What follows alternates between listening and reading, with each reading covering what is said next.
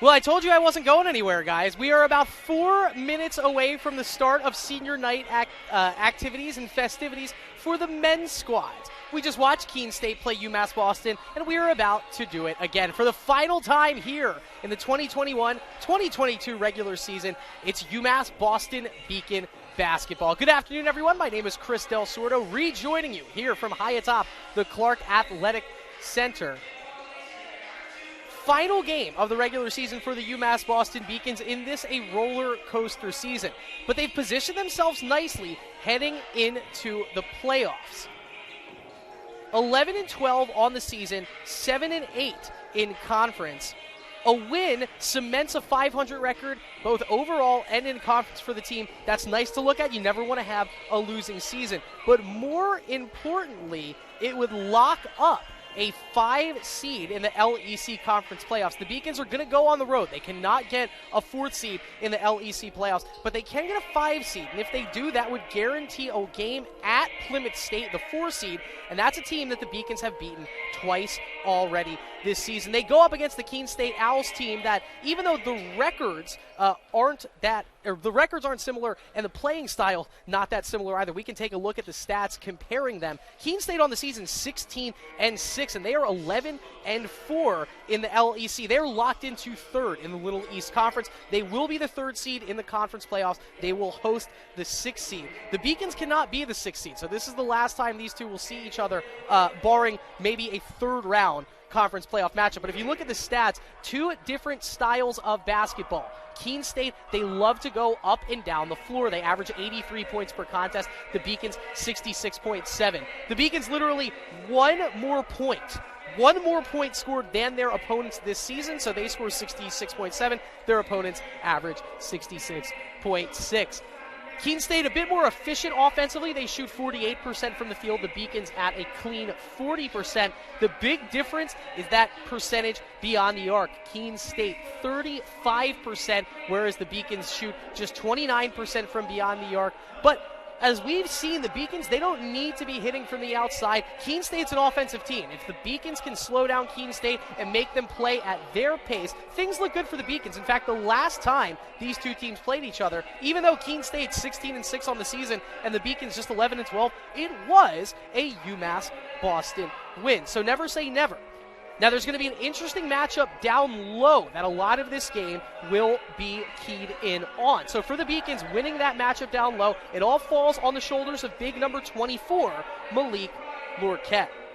Lorquette, a junior out of Massachusetts, a local product. He has started and played in all 23 Beacons games this season. 9 points per game to go along with 8 rebounds per game, and a very impressive 3.5 blocks per game. Big number 24 is going to have to be at it for the Beacons to win tonight. And that is because standing across from him, 6'7" tall Jeff Hunter.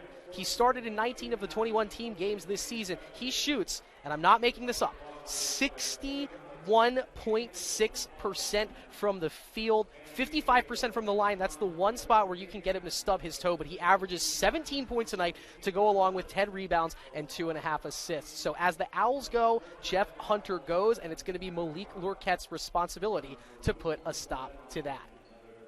As the clock winds down here, it is time for some festivities. It's time for our senior night festivities, and 2 very special players getting honored at center court right now. We'd like to extend a thank you for the joy that the Mitchell brothers have given us watching them play. Number 1, Charlie. Number 2, Charles. Since their arrival on the Harbor campus, the Mitchell brothers have transformed the men's basketball program at UMass Boston. Throughout their standout careers, the duo have led the Beacons to a combined 56 wins and 3 straight winning seasons. Charles enters today's game 4th all-time in program history, having just surpassed the 1,500 career points scored mark earlier this week. Charlie has battled through injury, but he has cemented his place as one of the best, if not the best, defensive players in program history. They're getting the same celebration right now on the floor, but from us high atop the broadcast booth here, happy senior night, and thank you for everything you've done for this program, Charlie and Charles Mitchell. Awesome moment there. We've gotten that moment recorded down here. The Mitchell brothers getting a big embrace from their head coach, Jason Harris, and that is, you love to see it. Number 1 and number 2, those are commonly worn uniforms in the game of basketball, but one can think Charles Mitchell very close to getting that number 2 retired here at UMass Boston, and his twin brother Charlie not all that far behind with the number 1. We're going to take a quick break right here. We'll throw the microphone down to court level, let you guys watch the final closing minutes of this awesome senior night presentation. When we come back, we will have the starting lineups, and we will get to it. There'll be time for basketball shortly.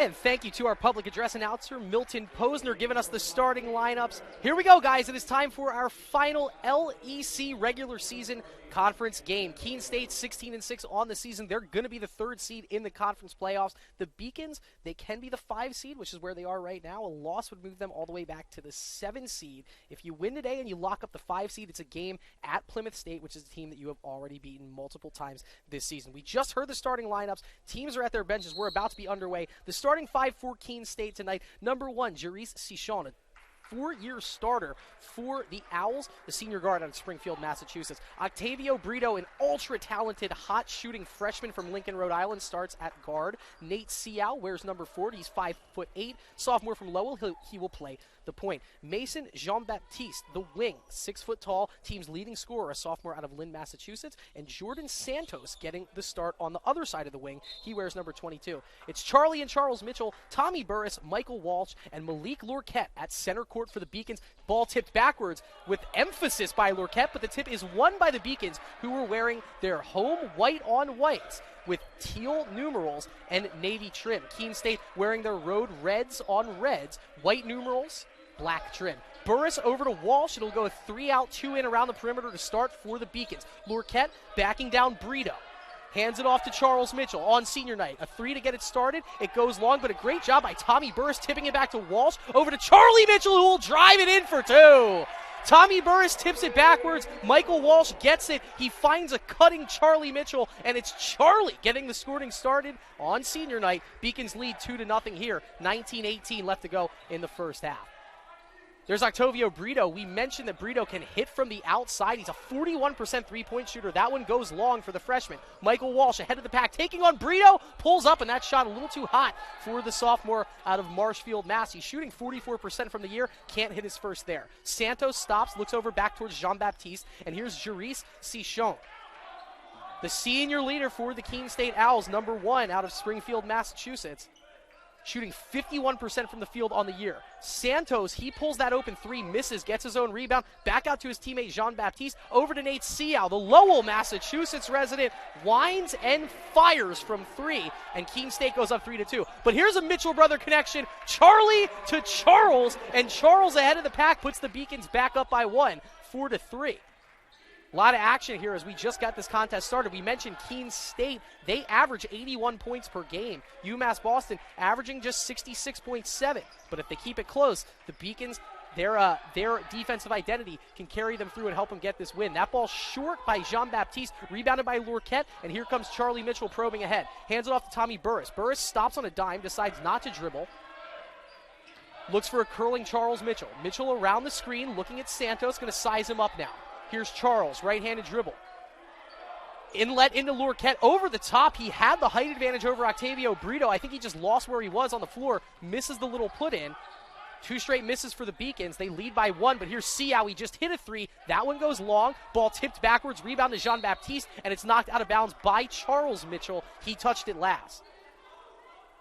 Well, Charlie and Charles Mitchell, it's their last regular season game, probably their last game here at the Clark Athletic Center, unless one team would go on a monumental run aside from UMass Boston in the conference playoffs and let the Beacons maybe host the game in the conference playoffs. As it is right now, basically the two mayors of Beaconville, the Mitchell brothers, playing their final game in the Clark Athletic Center. Charles is the one that knocked that one out. A friendly bounce for the Beacons faithful as Octavio Brito had a wide open layup. I think he just put a little too much on it. It rims out, and now Brito, I don't know if that's in frustration or what, but he commits the foul, getting back on defense as Charlie Mitchell created some space there and draws the game's first foul. So 1 on Brito, 1 on the Owls, and our first sub entering the action. It's number 00, Bobby Joy. Joy plays 14 minutes per contest, scoring 2.9 points per game, 1 assist per game. How about Malik Lorquette? He knew he had the size matchup there on Jordan Santos, backs him down, finishes. And the Beacons player to watch on the scoreboard, Beacons up 6-3. Nate Seau, he hit the 3 for the Owls earlier on in this contest, kicks it back to Cichon. That shot goes short. Bobby Joy with the rebound. 4 on 2 for the Beacons. Burris over to Charlie Mitchell. He had Walsh in the corner, picks up his dribble. Instead, the Beacons will reset. Bobby Joy. Back over to Charles. This is Charlie Mitchell. Charles on the bench now, trying to get loose, actually, working on his own wrist. Now Malik Lorquette gets the inbounds pass, takes on Cichon, finishes on him, count it, and 1. And Malik Lorquette having a hot start to this contest. He's got 4, Beacons up 5, and 1 on the way for the junior out of Sharon, Mass. Once again, he had the height mismatch. The last time it was on 6'1" Jordan Santos. This time, 6'2" Jerice Cichon. Cichon picks up the foul. It's his first. It's the team's second. And here comes Lorquette, flirting with 60% on the season from the line for the and 1. And he gets the friendly bounce. So Malik Lorquette, he will have himself a nice senior night ceremony next year. But as it is, he will be the returning player once the Mitchell brothers depart Beaconville here. Off to a hot start. That pass in the direction of Mason Jean-Baptiste, he almost loses it out of bounds. Great pump fake there to free up some room over Bobby Joy. And he'll get the shot up and hit. And that's the second basket for Keene State here. They usually score a lot. They only have 5, 3 minutes and 40 seconds into this ballgame. Beacon still up 4. It's UMass Boston 9, Keene State 5. Charlie Mitchell working on the elbow. Shot over Brito. It's just short. Rebounded by Nate Seau. All 5'8" of him crashing in. Probes ahead. Passes it to Brito, who stops on a dime, spins, and another close-range miss for Brito. He gets his own rebound back again. Misses again. Rebound off. That's actually going to touch Michael Walsh last. As Brito fighting the boards there, he now has 3 misses down low. This is a gentleman who shoots 50% from the field and 40% from beyond the arc. Beacons catch a break there.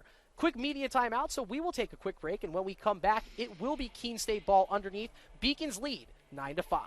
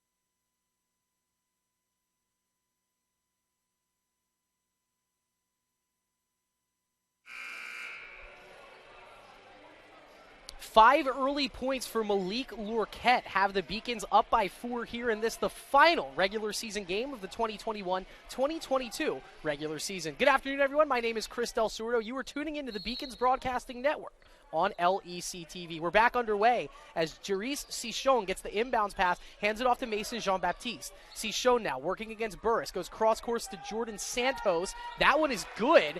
Just beyond the three-point line, count it. And just like that, Keene State, who had trailed by 6, back to within 1. It is Beacons 9, Owls 8. Here's Bobby Joy, the sophomore, gets right past Santos, drives in, and finishes with the right hand.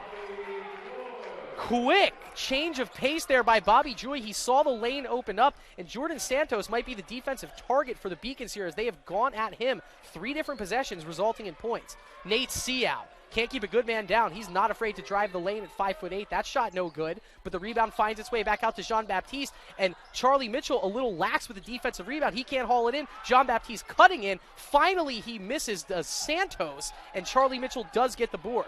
And now Mitchell's so fun to watch with the ball in his hands. Toying there with Nate Seau, but the defensive presence by Nate Seau almost forces the turnover. It goes out of bounds, knocked out by Jordan Santos. And finally, Charles Mitchell was able to work out whatever he was dealing with. As we saw, he just left the court about 3 minutes ago, was monkeying around with his wrist on the side of the Beacons bench. He's back. He gives way for his brother, Charlie. So Charles Mitchell, Bobby Joy, Michael Walsh, Tommy Burris, Malik Lurquette, the 5 on the floor right now for the Beacons. Number 44, Justin Williams, entering the contest, seeing his first action for the Owls, along with number 15, Ryan Donahue.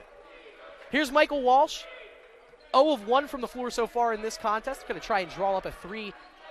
That's why he's out there. Pure shooter is Walsh. Instead, he hands it off to Charles Mitchell. Got the angle, count it, and one. Charles Mitchell, that hole opened up for about a tenth of a second. And somehow they get the ball in. He gets the shot up at the angle he needs. Count it, and one. And that will be the second foul of the contest against Octavio Brito. So the ultra-talented freshman out of Lincoln, Rhode Island, he scores 12 points a night, shoots 50% from the floor, 40% from beyond the arc. He will have to give way with 2 personal fouls. That's that free throw, that and one shot up and good for Charles Mitchell. And so the senior celebrating his senior night with an early 5 points. Charles with 5, Charlie with 2, Malik Lurquette with 5, and the Beacons up 14-8. Well, we just mentioned his name. That's Justin Williams. Hard to miss him, a 6'6" senior forward out of Hartford, Connecticut. He gets the ball on the low block, going to work down low, and I believe it is Michael Walsh who draws the foul. No, 2-4. Not 3-2, but 2-4. It's Malik Lurquette. It's his first, and the team's first. So here's big Justin Williams at the line. Probably the 9th or 10th player on this Owls rotation, but he's getting some minutes here early in the first half. Up and good for the first free throw. We'll get our first look at number 3, Emmanuel Zayas, true freshman out of Hollywood, Florida. Had a big coming out party game against Plymouth State a week ago. Second free throw on the way here for Williams. Bends at the waist, rises, and that line drive free throw is pure. Keene State back to within 4. Your Beacons up 14-10. And now our first look at a little a full court press from Keene State. Bobby Joy almost loses it. Instead, he gets it back, and now here's Lurquette. Bounce pass to Burris. Burris wasn't quite ready for it, but it gets tipped out of bounds by Mason Jean-Baptiste. And the Beacons, that was a tale of 2 halves of that play. They drew it up exactly how they wanted to, but then Tommy Burris couldn't corral the pass on his drive into the lane. Jean-Baptiste worked it free, but instead he knocks it out of bounds. And that's a traveling violation right away. So the Owls, they don't get a break on the ball going out of bounds. They do get a break on the traveling violation by Lurquette. Still early on in this contest, but that's the second turnover on the offensive end for Big Malik. And the Beacons holding a 4-point lead. Cichon, he thought better about that 3, instead wants to drive against Tommy Burris. The whistle blows, and that might have been against Zayas from the help defense. Nope, it's going to go against Tommy Burris. His first, team's second. So unlike the women's game in men's basketball, because you have one half instead of 2 quarters in each half, you count fouls throughout the entire half. Once you get to 7 fouls, you shoot the 1 and 1, and once it's 10 team fouls, then every foul results in 2 free throws. Charlie Mitchell got all the way in through 3 Keene State defenders, but his shot goes up and short off the front iron. Now Nate Seau gets his pocket picked by Emmanuel Zayas. No look pass from Charlie Mitchell intended for his brother Charles. That misses everybody, and I think this game needs to stop and take a deep breath, as that's 4 straight center court turnovers. Here's Mason's Jean-Baptiste over to C. Schoen. That pass intercepted. That is the 5th straight turnover on 5 possessions. Burris to Charlie Mitchell. Mitchell stops back in the corner. Going to hand it off to Lorquette. Lorquette, baseline drive around Williams. He got it.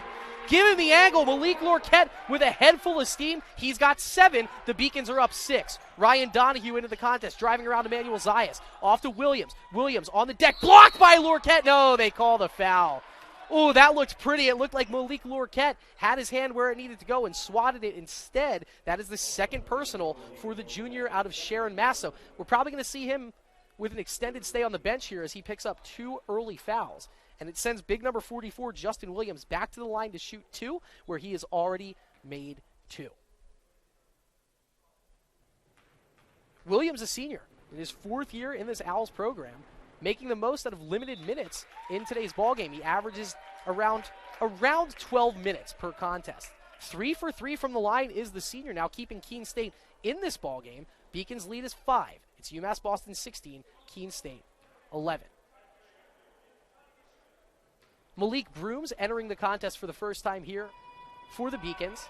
2nd free throw from Williams is up and good, so he has made all 4 free throws, knocked him down without any issue. 5 on the floor right now. You have the 2 Mitchell brothers, Charlie and Charles. Emmanuel Zayas is out there with Tommy Burris and Malik Brooms. So this is almost a 5-out look. Tommy Burris kind of playing an extended stretch 3 as opposed to a stretch 4. And let's see how the Beacons look to attack the Owls defense with this 5-player lineup. It's Zayas working on C. Schoen. He'll hand it off to Charlie Mitchell. Charlie with the long sleeves, facing up Ryan Donahue. Ball still on the deck, toying with Donahue, puts it on the deck, gets by him with the right hand, works the angled shot, and there wasn't anything Donahue could do there. He was kind of treading water the second Mitchell got on his front foot to drive past him. Goes right at him, draws the foul, and earns 2 more from the line. So that's the 1st for Donahue, the 4th for the Owls, as this game a little ahead of schedule in terms of the fouls committed. 1st free throw, up and good, no problem for Charlie Mitchell. He got this game started with a slicing layup right through the Keene State defense. Efforting some live stats for you guys here. We'll get those updated shortly, but the Beacons stretch their lead out to 6, up 18-12. This Keene State team, very good team in the LEC. They will be the number 3 seed in the conference playoffs. 16-6 so far, 11-4. One of their 4 LEC losses, though, to the Beacons, as that's C. Schoen driving in. And how about Charlie Mitchell drawing the charging foul on Jerice C. Schoen? That's his 2nd, team's 5th. So now 2 dynamic guards for the Owls in terms of Jerice C. Schoen and Octavio Brito, each with 2 personal fouls. For the Beacons, Malik Lorquette with 2 personal fouls. So didn't think that we would be feeling this, but this game is in some foul trouble. So we'll keep you posted with those 3 impact players and see when they can come back out onto the floor. Emmanuel Zayas working on Jordan Santos. Hands it off to Charlie Mitchell. Goes behind his back, spinning around Donahue. Tries to kick the pass out to Malik Brooms, and that's going to be a jump ball. That time, Donahue did a phenomenal job staying home, not reaching in. The possession arrow does give it back to Keene State, and they really did need that. Treading water here, down 6 to the Beacons. The score is 18-12. Here's Nate Seau. He has hit a 3 so far for the Owls in this contest. Little give and go with Jerice C. Schoen. Seau now over towards the left corner, back towards Donahue at the top of the key. He'll take a step back. They'll give it to him, and he hits it. Donahue is a good shooter. 6.4 points per game to go along with an assist per game off the bench for the Owls this season. They gave him the long 2. Don't know if that was the right move there, as he gladly shoots and hits and pulls the Owls back to within 4. UMass Boston Beacons 18. Keene State Owls 14. This is the final game of the regular season. Beacons trying to get to 500 on the year. Keene State looking to get to 17-6 and 12-4 on the season. That ball gets knocked out of bounds. It will be a Beacon inbounds when we return from this media timeout.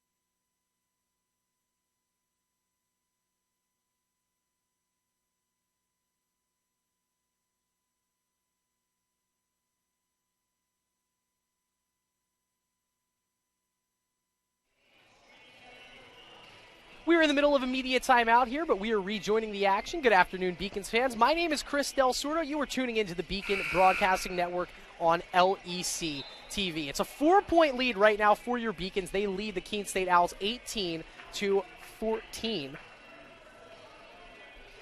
Jordan Santos and Justin Williams, the two leading scorers for the Owls right now in this contest. I bet no one with Keene State thought that would be the case. Williams with 4, Santos with 5. Lorquette leads the way for the Beacons. He's on the bench currently with 2 fouls, but he has 7 points to his name. We're back in action right now as Emmanuel Zayas gets the inbound pass from Charles Mitchell. Left to right crossover dribble. Zayas, step back, got room over Donahue. That shot goes just long. Burris is going to get called for an over-the-back foul. Solid job there by Jordan Santos working the positioning, so anything Tommy Burris could have tried to have done to get to that basketball, it would have been a foul against him. It happens right in front of the referee. So how about this? Beacons finding themselves with 2 key contributors in foul trouble to get the game started. They have 4 team fouls. It's 2 committed by Lorquette and 2 committed by Burris, and Walsh already back at the scorer's table to fill in for Burris. But as it is, ball tipped free on defense by, I believe that was Brooms, and now here's Charles Mitchell with the basketball. He hands it off to Emmanuel Zayas. Zayas behind the back, got around Donahue and got it. Acrobatic finish for the freshman out of Hollywood, Florida. He knew he had Donahue back on his heels, and it was a pretty move to put the ball behind his back and get the angle drive to fall. 6-point lead for the Beacons, 20-14. That's the first points for Zayas in this afternoon's ballgame. Donahue pestered. Octavio Brito back on the floor. He has 2 fouls to his name. Hands it off to Jean-Baptiste. That one's blocked, but rebounded by Santos. And Santos, right place, right time. He has got 7. Tied for the game high, team high in points with 7. Burris is open from the Zayas feed. That one just long. It was online. Rebounded on the play by Nate Seow. He's 5'8" with 3 boards. The bounce pass in rhythm. That's Ryan Donahue. And now Donahue with 4 points. And we got ourselves a little shootout here in the Clark Athletic Center. It's Beacons 20, Owls 18. Zayas with the ball back in his hands, directing traffic, has Charles Mitchell cutting baseline, hands it off to Malik Brooms. First shot no good, gets his own rebound. Do not count the basket. He makes it, but he gets fouled on the follow-up, and Malik Brooms will head to the line to shoot 2. Very talented freshman finding his way in this Beacons program. He's earned himself more minutes as the season has gone along, has Malik Brooms. 3.5 points per game to go along with 2.3 rebounds per contest. And number 10 at the line, shooting 2. First one is good. Splashes through the cotton, nothing but net. Burris is going to stay out there with 2 fouls as Michael Walsh comes on in favor of Emmanuel Zayas, who gets a nice round of applause from his teammates at the Beacon bench after that pretty bucket. Second free throw for Brooms, up and good. So the freshman calmly sinks those. And we're just about halfway through the first half at UMass Boston in a bit of a shootout against Keene State, holding their own here. Driving in with the basketball is number 30, Max Bonnie Lyles. His shot no good. Tipping in from the backside is Brito. He tries to climb over the top to make the basket.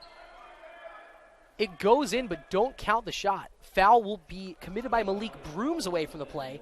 So now both teams, 5 fouls against them. So we are barreling towards foul trouble here and a lot of free throws in this game's first half. It's Jordan Santos. He's a good free throw shooter. First shot up and no good. He misses it off to the right. Does the junior out of Hollis, New Hampshire. Santos with 7 points already in this contest. He averages 4 a game in 15 minutes per game. Second one up. And he misses both. 0 for 2 from the normally sure shot from the line. Here's Charles Mitchell, head full of steam off the board. He peels back the rebound. Loud Keene State bench directing traffic defensively as the handoff goes to Charles Mitchell. He fakes the floater, instead goes for the scoop. He misses it short. Malik Brooms falling out of bounds. And he stepped on the end line. I think Brooms thought that he called timeout in time. Instead, it's going to be out of bounds on the Beacons, and that's an unforced error because they had a fresh 20 on the shot clock, and they could not reset the possession. LJ Hicks on the floor for the first time for the Owls as Mason Jean-Baptiste gets the handoff, tries to probe past Charlie Mitchell, picks up his dribble very far away from the hoop. So Santos gives it off to Siao. Siao over to Jean-Baptiste. He drives, taking on all comers, misses everything, and that is a very late whistle. I don't have to be unbiased. I try to be, and that whistle came in late. They weren't going to blow that unless he missed the layup, which he did. So it will send Mason Jean-Baptiste to the line to shoot 2 more. The Beacons have committed 6 fouls. 2 players with 2 apiece. Malik Brooms just picked up his second. So Brooms has 2, Burris has 2, Lorquette has 2. No one else has any. So I guess pick your battles. 1 at the line on the way for Jean-Baptiste, and where Santos couldn't hit, Jean-Baptiste hits the first. He has 1 more coming up. Everything for the sophomore out of Lynn, Massachusetts. He started in all 22 games this season, 14.4 points per contest, 3.2 rebounds. To go along with 2 assists per game, he can do it all. But he misses the second free throw. How about LJ Hicks, 5'9"? He gets the rebound over Malik Brooms, and resetting the offense is the Owls. Jean-Baptiste puts it on the deck. Brito goes cross-court to Cichon. Cichon is swatted by Charles Mitchell, who climbed the ladder. Oh, my goodness. He's about he is 5 inches shorter than Cichon, and he gets up there with a telescopic arm to swat that ball out of bounds, and just 9 seconds remain on the shot clock. What a play there by number 2. I don't know if the Owls know that there's only 2 seconds left. Brito's going to have to force a 3 up over Burris. That misses everything. That's a shot clock violation. Swarming defense from the Beacons is what they needed on that possession. They get the stop, and Malik Lorquette, with his 2 personal fouls, will be checking back in. So if you're just tuning in, both teams in substantial foul trouble. Both teams at 6 fouls apiece, which means we're shooting at least a 1-and-1 at every foul from this point forward. The Beacons with 3 players with 2 personals. The Owls with 2, and 2 of their starters at that. Lorquette in a weird position against Brito. He'll kick it out to, that's Walsh for a long 3. It goes short. Siao with his 5th rebound of the contest. The 5'8" point guard has really been cleaning up the defensive glass. There's LJ Hicks, the floater, goes long. He can't get his own rebound. He dives to try and save it, and it goes out of bounds off the sophomore. Justin Williams, he scored 4 points. Or pardon me, LJ Hicks, that's a true freshman playing number 34. Now Justin Williams, he's a 4th-year senior. Scored 4 points very early in the first half. Some more minutes for him as the Beacons with the ball holding a 3-point lead. It's Charles Mitchell with the basketball in his left hand right now. He tries to drive right at LJ Hicks, but Michael Walsh tips the ball free from Hicks. Lorquette, the lane opens up, and it closes because Justin Williams closes the hole. LJ Hicks ahead of the pack, and again he is blocked, and the ball hits LJ Hicks out of bounds. It is out of bounds off Keene State. This time, Charlie Mitchell. So the Mitchell brothers, they can always light it up driving to the hoop. 2 huge defensive possessions in a row. It was the Charles Mitchell block, which led to the shot clock violation. Now the Charlie Mitchell block gives the ball back to the Beacons, still holding 3, trying to stretch this back out to a 2-possession ball game. Bobby Joy, he had an impressive finish earlier this game, driving to the hoop with the right hand, and that's going to be an illegal screen.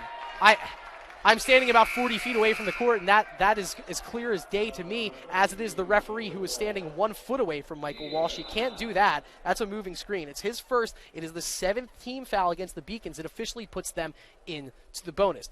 We have officially reached the under 8 media break, and so we will take a media timeout. Beacons up 3, and it's UMass Boston 22, Keene State 19, 7:54 left to go in the first half.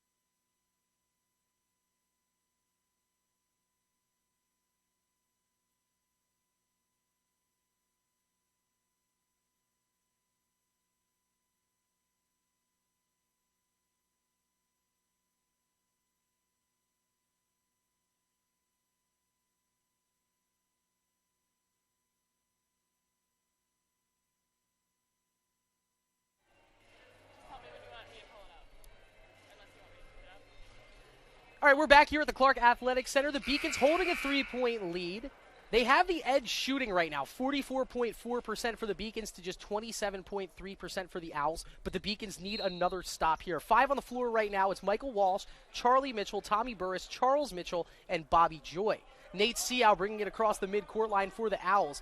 He's joined with Jerice Cichon, Mason Jean-Baptiste, Ryan Donahue, and Justin Williams. Cichon has a wide-open three. That one very short. It just grazes the front iron. Charlie Mitchell calmly grabs the rebound. He gives it off to Bobby Joy. Stop. Pop. Free throw line jumper is good. Bobby Joy in rhythm, his second bucket. And both of them in transition. Got the friendly roll from the free throw line. Beacons back up 5. Donahue not wasting an opportunity. Quick trigger 3. And Ryan Donahue, a true freshman from right here in Boston, up to the 5-point mark in this game. He brings the Owls back to within 2. It is a nip and tuck affair at the Clark Athletic Center. 7 minutes left in this first half. Beacons 24, Owls 22. Bobby Joy drives, kick out. Burris, baseline jumper, high off the back rim. No good. A little bit of trouble there by Cichon. He ultimately grabs the rebound, gets it ahead to Seau. Jean-Baptiste deep in the corner to Nate Seau. Over to Jerice Cichon. Just missed the 3 from right there. Instead, he drives in and is called for the charge. That is the third personal foul against Jerice Cichon this afternoon. His third, team's 7th. Now, in an offensive foul, you don't shoot free throws, but any defensive foul, we will be shooting 1 and 1 the rest of the way. 6:50, the time remaining here in the first half. The Beacons at 1 point up 6. That was their largest lead. They're holding a 2-point lead right now. The game has been in their balance most of the way as they've held Keene State to just 28% shooting from the floor. I think the referee on the near side of the play wanted that to be a jump ball, but instead the referee trailing the play saw it right away. Bobby Joy was going up for the shot. He gets fouled. That foul going to be called against Ryan Donahue. That's his second. 18 fouls now for Keene State. And that's a foul on the shot. So it's Bobby Joy at the line shooting 2 for the Beacons. 6:37 left to go here in the first half. Joy's first shot up and good. So Bobby Joy, 5 points here in the early going. The Beacons, a team that keys in on their defense, holding Keene State to an impressive number, shooting just 28% from the field right now are the Owls. But the Beacons using some efficient offense as they're 45% from the floor and 82% from the charity stripe here in the early going en route to this 4-point lead. Jean-Baptiste to a cutting Brito. Brito stops, and wow, he gets cut off. I thought that might have been some contact. Instead, traveling violation. And the freshman out of Lincoln, Rhode Island, just not playing his best basketball right now. Now, I don't want to say anything to awaken him, but very impressive player as a true freshman. I mentioned before how well he shoots. Grabs 4.2 rebounds per game to go along with an assist per game as well. I just haven't heard much out of him in this early going. He commits the turnover. Emmanuel Zayas back in. He's controlling the ball at the point. Working on Donahue. Hands it off to Walsh. Walsh keeps his dribble alive around the perimeter in the direction of Burris. They've reset to Zayas. Man defense right now from the Owls as Zayas hands it off, fakes the screen. Mitchell gets his man in the air, drives past Charles Mitchell, shot no good. Tommy Burris crashed the backside of that play and was in position for a tip-in. He gets fouled by Mason Jean-Baptiste away from the play, who takes a spill harder. No, I believe they called that against 22. I thought it was 12 on the backside, but it's Jordan Santos who commits the foul. That's his first and the team's 9th. Team foul number 9, so it'll be the last 1 and 1 of the half. Tommy Burris, pretty good shot at the free throw line here, shooting the front end of a 1 and 1. That one goes long, rebound corralled by Brito. There he is with that long wingspan. He averages 4 boards a contest. That's his second. Seau going the other way for Keene State. Crosses over Zayas, dribbles it. Well, it looked like he just dribbled it off his foot, but I guess that was caused by the reach-in from Emmanuel Zayas, and so it'll be a 1 and 1 on this end. First foul committed by the true freshman, 8th foul committed by the Beacons in the half. And this game, which was operating at a rather breakneck pace, is slowed down ever so slightly. 5:51 left to go in the first half. Beacons leading by 4. Seau hits the front end of the 1 and 1. Nate Seau, 47% from the field, 31% from beyond the arc, just under 80% from the stripe on the season. Averages 6 assists per game to go along with his 11 points per game. He misses the second, so the Beacons still holding 3. Zayas. Oh, he gets trapped right in front of the Owls bench. The Beacons get the timeout at the last possible second. There was absolutely nowhere Emmanuel Zayas could have gone. Not a bad call here by Coach Harris because they'll take the 30-second timeout, and then the second we have a dead ball under 5 minutes, there's a media timeout coming up too. You have timeouts to use in the first half, so that wasn't the worst-case scenario. I think the more important thing is the Beacons keeping a smart possession here. This was a 2-3 possession game for a lot of the first half of this first half, and now Keene State a little bit closer in the flow of this game. It's been a 2-point game, a 3-point game for the last 5 minutes. Just covering what's at stake one more time here. Keene State, substantially better record than UMass Boston right now. They're 16-6 and 11-4 in the LEC, whereas UMass Boston 11-12 overall, 7-8 in the LEC. But a win for UMass Boston gets them to 500 overall and in conference and locks them into the 5 seed, where they can play a Plymouth State team that they fared well against earlier on this season. Keene State, not much to play for except another win to go on an impressive campaign. They're going to be the 3rd seed in the LEC Conference playoffs. So at this point, it's do they win 17, or does their record end at 16-7? Michael Walsh driving in, pulls up a rather difficult jumper and misses everything over Tyler Dill, the junior out of Narragansett, Massachusetts, who's seeing his first action. Cut off Walsh nicely there. Seow over to Brito. Brito thought about the 3. Now he'll Euro step, can't get around Walsh, hands it off to Dill, and that's a traveling violation. I think Brito wanted Dill to shoot that 3. That's what he was Euro-stepping his way through for, was to draw the defender and kick it out to Dill. Dill instead putting the ball on the deck. He gets called for the traveling violation. This game a bit cleaner than we saw in the ladies' game, but when we get the turnover numbers at halftime, I'm sure neither coach will be too thrilled.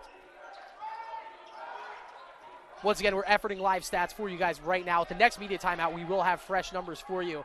Most important number you need to know, it's a 3-point lead right now for the Beacons, as Charlie Mitchell gets the handoff from Tommy Burris. Gets cut off by Brito. Now can't dribble around Brito. Instead, Jean-Baptiste picks up the ball off the Brito poke free. Jean-Baptiste is blocked by Charles Mitchell. For the second time today, 5'8" Charles Mitchell has climbed the ladder and emphatically rejected an Owls field goal attempt. Shot clock more or less will reset on the play, so the Owls have 27 seconds to get a shot off. It's a mid-possession break, so we won't go to the media timeout yet. Instead, Keene State will reset this possession. Seow inside to Charlie Mitchell. Gives it to Brito.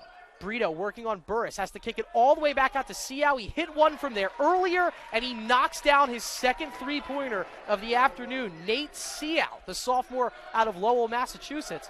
One of the best players in this game's first half, and he has tied this game back up. This is the first tie that UMass Boston has seen in quite some time. Burris trying to break the tie, and now Keene State with a chance for their first lead. Yes, their first lead. UMass Boston has held the lead for the first 16 minutes of this game. Jean-Baptiste gets through, and he's going to get a pretty easy chance to do that as he heads to the line to shoot 2. That's a foul on the shot. So it's Charles, number 2, that draws that foul. It's his first. Team's 9th. 9 team fouls going each way here. And that foul on the shot. So it'll be a 2-shot foul for any future foul in this first half. We do still have 4 minutes remaining in the first half. No good on that free throw from Jean-Baptiste, so the score remains tied.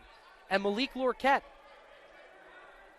Coach Harris has handled Lorquette's foul situation very carefully. Wearing gloves with Lorquette most of this first half. He picked up his second personal foul with 13 minutes left to go. Now this is his second time back out on the floor, still with 2 fouls against his name. Here's Jean-Baptiste, his second of 2, and that one is good, and Keene State does take their first lead of the contest. So UMass Boston held that lead for 15:53, and at the 4:07 mark, Keene State takes its first lead of the contest, 27-26. Mitchell on the deck, right through everybody, and finishes. That's Charles Mitchell. He got Brito in the air first, then drove right around Ryan Donahue, and that lead lasts all of 19 seconds for Keene State. UMass Boston back up front, 28-27. One-on-one game is Seow. Tried to go over the top of Charles Mitchell. He misses his shot. He gets the rebound. Drives underneath. That pass in towards the middle is blocked by Lorquette, and a good call by that referee on the backside as Seow could not corral the ball as it's going out of bounds. The ball will go back to the Beacons when we return from our media timeout. 3:31 left to go in the first half. We got ourselves one heck of a basketball game. Beacons 28, Owls 27. More after this on the Beacons Broadcasting Network and LEC TV.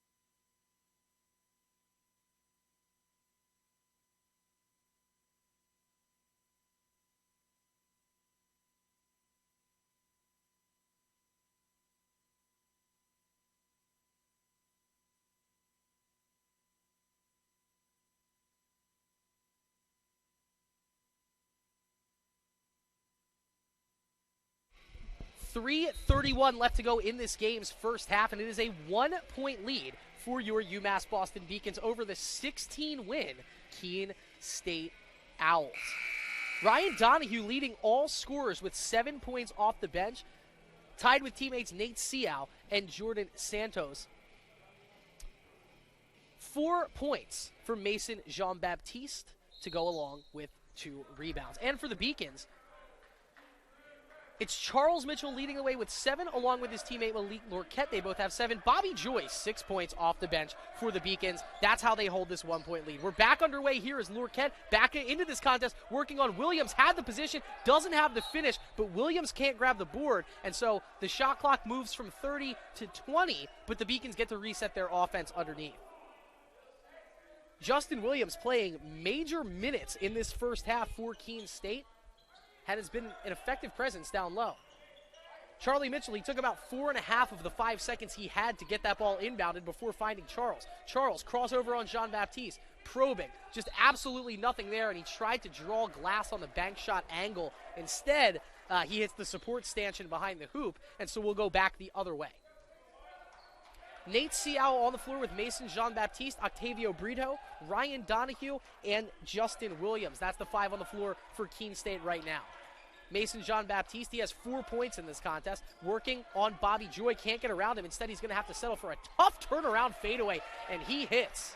Now, I'm not comparing anyone to Kobe Bryant, but that move was straight out of the bag of the Black Mamba, and Jean-Baptiste smoothly strokes it in. How about Bobby Joy? He puts his head down, gets into the lane, almost scores his 8th point of the night. Instead, it's a burst rebound to Charles Mitchell for 3, no good. Charlie flying in on the backside. That ball skirts ahead to Donahue. Donahue against Lorquette. Lorquette gets the tip. It goes out of bounds. And it's, wow, I don't know if it was blocked out of bounds by Keene State or not, but Donahue catches the ball while he's out of bounds. I guess they're just going to rule it off Keene State. I think that might have been a lapse in judgment by Donahue as he caught that ball while he was out of bounds. However it happened, ball goes back to the Beacons, trailing by 1. Lorquette drives right around Williams, takes him on, gets him vertical, and draws the foul. And that's what you want to see Malik Lorquette. He has 2 personals, not afraid of drawing that 3rd offensive foul. He earns himself a trip to the line where he will get to shoot 2. Williams picks up his first. That's the 10th team foul of the half for Keene State. And Lorquette, the junior out of Sharon, Mass, at the line with the chance to tie or even take the lead. He is 1 of 1 from the line on the night. And, of course, the broadcaster jinx hits right when I expected it to. Sorry, Malik. He misses the front end. That one goes long. 1 more at the line for Lorquette, still with a chance to tie it. Ryan Donahue giving way to L.J. Hicks. And Donahue, very impressive first half minutes. He's got 7 points off the bench. Second free throw from Lorquette. That one misses wide left. How about Charlie Mitchell tipping that ball in from the backside? But he was out of bounds while he did it. So the Owls catch a huge break on that play as Charlie Mitchell had that play telegrammed. He knew where the ball would be. He poked it free, but he was out of bounds when he did it. So Lorquette misses those 2 free throws. The lead's still 1 for Keene State. And now Lorquette, a little defense for offense substitution as Malik Brooms comes back in. They don't want to risk Malik picking up his 3rd personal. It's a 1-point lead for Keene State. This game was operating at a breakneck pace. It was 18-14 UMass Boston with 13 minutes left. Not as much scoring here in the second part of this first half, but Nate Seau, he has 7 points in this first half. Drives the lane, thought he had a wide opening layup there. Misses it while he was elevating towards the hoop, and the Beacons going back the other way. Charlie fakes the handoff. Looks back in the direction of Tommy Burris. Nowhere to go, so Burris spins it right on back to Charlie. Charlie Mitchell with a screen in front. Over to Bobby Joy. Joy stops, kicks it back out to Charlie. Charlie over to Burris. Sideline jumper is short. Gosh, they got exactly what they wanted there, and Tommy Burris could not convert. Now Nate Seau. Cross court, no look pass to Jean-Baptiste, and Mason Jean-Baptiste in rhythm. That is exactly what the Owls needed. Their largest lead of the night is 4. They're up 32-28. Charlie Mitchell has some room, gives it to Tommy Burris. Handoff to Bobby Joy. Joy. One-man game against Jordan Santos, drives by him. Oh, takes all the time he needs to get the pass to Tommy Burris. Bobby Joy having a nice first half, but Brito leaks on the offensive end. They don't pick him up, and Malik Brooms, the late frustration foul. And it sends a great shooter in Octavio Brito to the line where he will get to shoot too. That's the third personal against Malik Brooms and the team's 10th. So here's Octavio Brito. Ultra-talented player, quiet first half up to this point. First of 2 at the line, up and good. Keene State back up 3. Beacon's largest lead of the first half was 8. Keene State's largest lead of the first half, 4, and they're flirting with that right now. So one more at the line here for Octavio Brito, standing 6'4", true freshman out of Lincoln, Rhode Island. Knocks through both. So those are the first 2 points of the first half for the freshman. Very timely.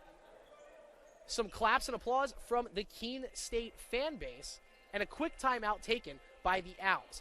57.7 seconds left to go here in this first half. Beacon's trailing 30-34. It's been the usual suspect for the Beacons in the form of Charles Mitchell and Malik Lorquette, but Bobby Joy now, 6 points to go along with 3 assists in this first half. Mason Jean-Baptiste, Ryan Donahue, the leading scorers for Keene State, and Justin Williams and Jordan Santos also contributing. Santos with a surprise start. He has 4 points. Williams off the bench for his 4. Beacons with the basketball, trailing by 4. Final minute to play here in the first half. It's Charlie Mitchell. Scored the first basket in this game. Asked for the pick from Brooms, thinks better of it. Now he sends Bobby Joy cutting across the court along the baseline. Hands it off to Walsh. Walsh thought about that 3, puts it on the deck, working against Brito. Slings it back in the direction of Charles Mitchell. Charles with some room. Wow, right on through everyone. Almost gets that acrobatic finish to fall. Instead, it's out of bounds off the Beacons. If anything, the Beacons, they worked themselves to 2 for 1, but they didn't convert on the bucket. And so now a wholesale defense for offense change here as Keene State knows that they will have to drop back on the defensive end. So the 5 on the floor right now for Keene State are Nate Seau, Mason Jean-Baptiste, Jordan Santos, Justin Williams, and L.J. Hicks. That's the 5 on the floor for Keene State. Seau kicks it out to Santos. He hit one from there earlier. That one goes just short, but Walsh can't corral the rebound. Williams wins it back to Jean-Baptiste, and the entry pass in the direction of Williams, it's too high. Seau had Williams there right where he wanted him. Keene State had a chance to stretch that lead from 4 to 6. And a lucky break for the Beacons now with the shot clock turned off. You'd like to hope that they would just want to hold for one last shot here. Jordan Santos fades back, but the other 4 Owl defenders operating a loose full court press. They'll pick up Charlie Mitchell at half court, and they'll pick him up with a foul. So Nate Seau, he was like, no, we worked the 2 for 1, in fact. They will just commit the foul and send Charlie Mitchell to the line to shoot 2.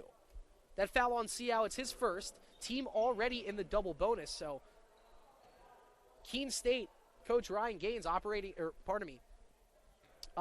to just commit the foul, let Mitchell shoot the 2 free throws, and then give his team the ball back. Smart decision there because Charlie Mitchell misses the first of 2. Short off the front iron, it bounces off right. So now there's that offense for defense we talked about. Now Keene State will have the ball on offense to end the half, and so they bring Octavio Brito back out. One more here for Mitchell to try and make this a one-possession game, and oh no, he misses both. Donahue gets the rebound. Seau pushing the tempo. They have plenty of time. Poked free on the defensive end by Charlie Mitchell. Bobby Joy gets the ball. He will get fouled by Nate Seau. So the same play just happening about 6 seconds apart. Nate Seau commits a reach-in foul, and a Beacons guard will head to the line where he'll get to shoot 2. Mitchell couldn't convert. Now Joy with 2 opportunities to bring the Beacons back to within 2. As we mentioned, Owls' largest lead of the game has been 4. At one point, the Beacons were up 8. That free throw in and out, it was halfway down the cylinder, and it can't find Cotton. Beacons 0 of their last 3. You got to think what happens here. This game could potentially be tied. Just got to hit 1, and Joy misses. Beacons go 0 of 4 from the line. Joy gets his own rebound, and that will do it. A wild end to the first half. The Beacons have 4 looks from the charity stripe that they could have tied the game with. Instead, they go 0 of 4, and Keene State takes its stroll into the locker room, holding a 4-point lead. It is halftime in this, the final game of the 2021-2022 regular season, and your Beacons trail by 4. At halftime, the Keene State Owls 34, the UMass Boston Beacons 30. We'll take a quick break and have halftime numbers right after this.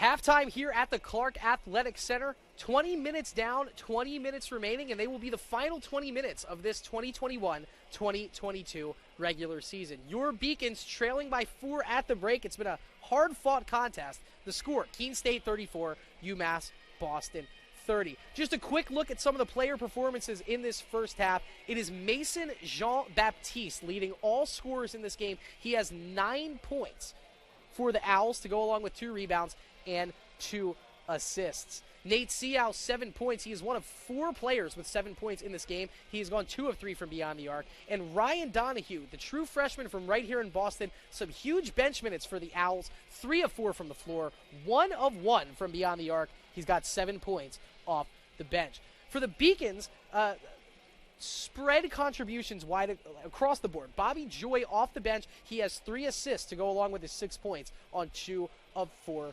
shooting. Business as usual for the Mitchell twins. Charles, 7 points to go along with 1 rebound. Charlie, 4 points with 3 boards and 3 assists. And Malik Lorquette, he got off to a hot start, then he found some foul trouble. He has 7 points. He's 3 of 5 from the floor, and he has 3 blocks as well. Well, if you're just tuning in, it is senior night. It has been all day here at Beaconville. We celebrated the senior careers of Meg Dixon and Sarah St. Cyrin in the last broadcast, and today it was the Mitchell twins playing their final game. Charles and Charlie, always a treat. And we have a video project where they tell you what it's like to play with their own twin brother. Take it away, guys. I'd rather be called the twins because I know I have someone that's just like me, that does everything with me, and I'm never bored. Like when I'm actually bored at home, I go in his room. Like I have a brother that loves to do what I do, and we do everything together. Literally do everything together. That is our identity. I mean, people do say, like, if we wasn't twins, what would we be? I mean, we're brothers. We would still be brothers, but we're not going to talk about that. We're twins, so we're going to stick with the twin thing. We are a package deal, so, I mean, we don't go nowhere without each other, so why stop doing that now? It was more of like a group thing. Wherever I went, he was gonna go regardless. It wasn't like an individual like choice. We a package deal no matter what. If I wanted to go here, we'll both have to agree on it. If I wanted to go somewhere, if he wanted to go somewhere else, we had to agree on it. We had to go look at the place. If I don't like it, I'll tell him. But then at the end of the day, we made a decision to come to UMass Boston as a group. I mean, we both put thought into schools that we really wanted to go to. I mean, UMass wasn't one of our top schools, but they wiggled their way in there as we made our final decision because they did show interest and they really fought for us. And we was like, why not stay in the city and play for and win something for a city that's made for championships? It was more of I was the shooter and he was the ball handler. I would rely on him to break the press and then find me in the corner, and that's what we stuck with. Like high school, he would just dribble, and I got no problem with him dribbling because I know right when he beats his man, I'm wide open because my man has to help, and that's what we stuck with, and that's what got us this far, and which people would like, and people know us by Charles can shoot, so stay with Charles, and Charlie can dribble and do fancy layups and all that, and then. Got no problem with it. And as we get older and our game gets better, he's going to be able to shoot and I'm going to be able to dribble, and then we're going to be unstoppable. BNBL, Boston Neighborhood League, and one day he was like, I want to play for the mission team, and I was like, I'll play for the Boston. It was some Roxbury team, and I'm like, all right. So, and then we end up playing against each other, and then everybody was, his team actually won, but it was actually fun to play against. But that's really the only time that we ever played. Is only like leagues when team need, But other than that, we play together always. Of course, me. But we really don't play 1-on-1. People be asking us why. To me, it doesn't really prove anything. To 1-on-1 is just all right. You beat me in a 1-on-1, but can you do it in a game, or can you show other people? Like me and my brother, we would play like 1-on-1 for fun. We'll joke around to get each other better, but like at the end of the day, we're gonna be on the same team, and then we're gonna go hard against whoever else we play. It's a connection. Literally, he knows where I'm going on a fast break. He knows what I like to do, where I go. So it's like that connection he has without even thinking. Like he could literally throw it to the corner without looking. He know I was gonna be there. Or he could drive and he could do a no look pass, and because he knows I'm gonna be in that corner, and he knows I got his back on a press when we do a press. That's why we so good at it, because I know he's gonna cut the dude off, and I can either block it or I can get a back tap. Like that's how we get our steals, and that's why we always together. And the teams love when we're at the top of the press because. Come on, like chemistry. Right, the chemistry we have is just unstoppable.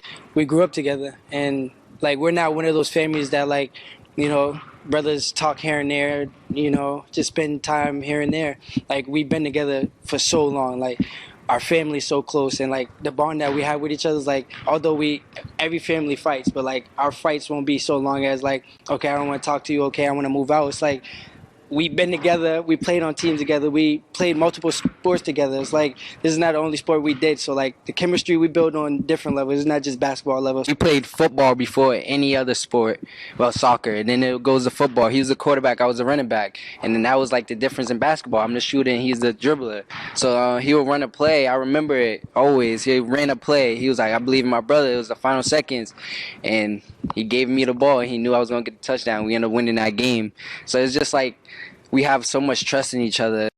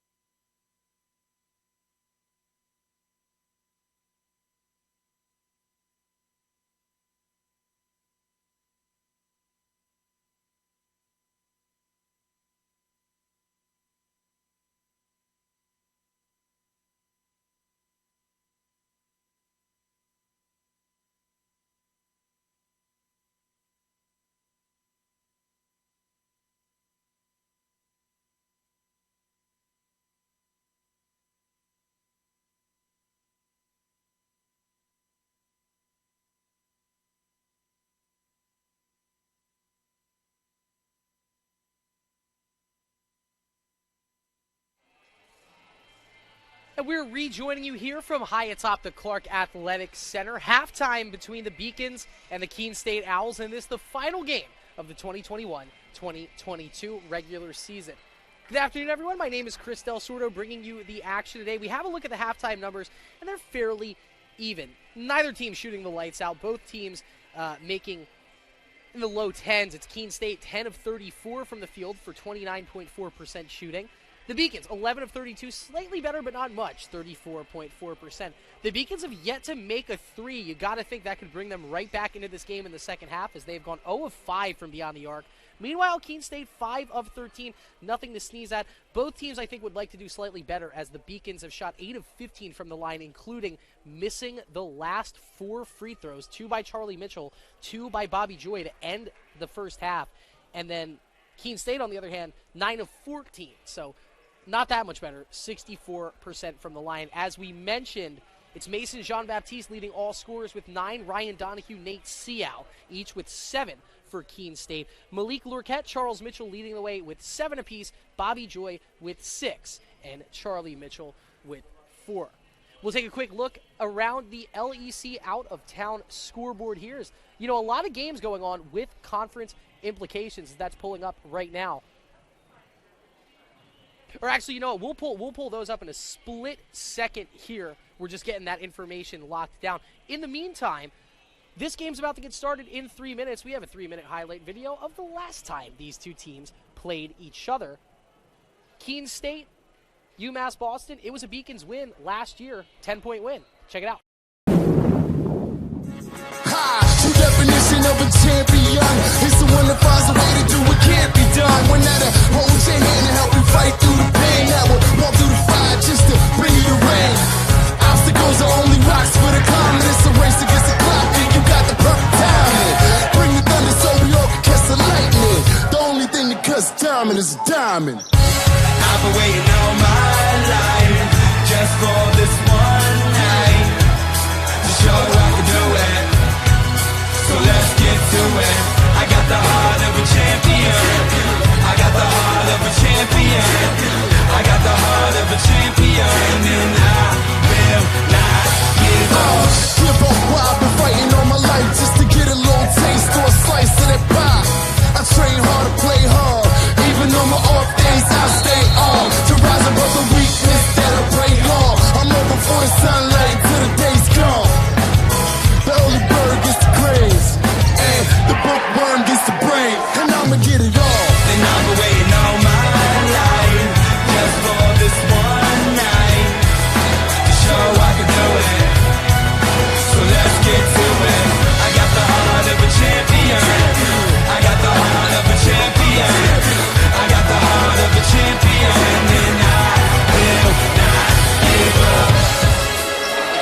Y'all know what it's like to be down and out. Everybody counting on you to fail. You gotta get back up. Come out swinging. World on my back like I'm Atlas. Into the pain to get the gains. If I could lift the whole world up, I know that I can make a change. So bring on the 4 horsemen. I bet you I'ma take the reign. No pain, no gain, no shame. Until my team's got a ring. Bang! Give up, I've been fighting all my life just to get a little taste or a slice of that pie. Give up, I've been fighting all my life just to get a little taste or a slice of that pie. Give up, I've been fighting all my life just to get a little taste or a slice of that pie. Give up, I've been fighting all my life just to get a little taste or a slice of that pie. All my life, this one night, yeah. So I can do it. So let's get to it. Let's get to it. Let's get to it.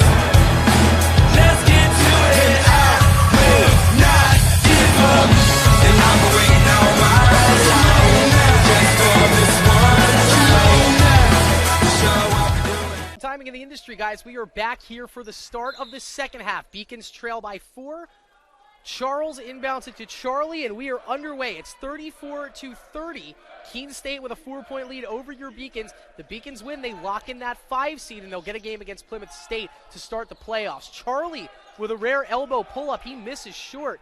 Big rebound there for Octavio Brito, his third of the contest. Jordan Santos drives in. He feels some contact from the Beacons, and right away, the Owls get this second half started with a stop and a drive to the line, resulting in 2 shots. So that foul on the play committed by Bobby Joy. He will start the game on the floor here for the Beacons, taking the spot of Michael Walsh. So the 5 on the floor for the Beacons right now: Charles Mitchell, Charlie Mitchell, Bobby Joy, Tommy Burris, Malik Lorquette. That's not a foul on the shot. It's on the floor, so it's a baseline inbounds. Now that's another foul, and it happened on the floor. It might have happened on the shot as well. 21 seconds into the second half, 2 Beacons team fouls.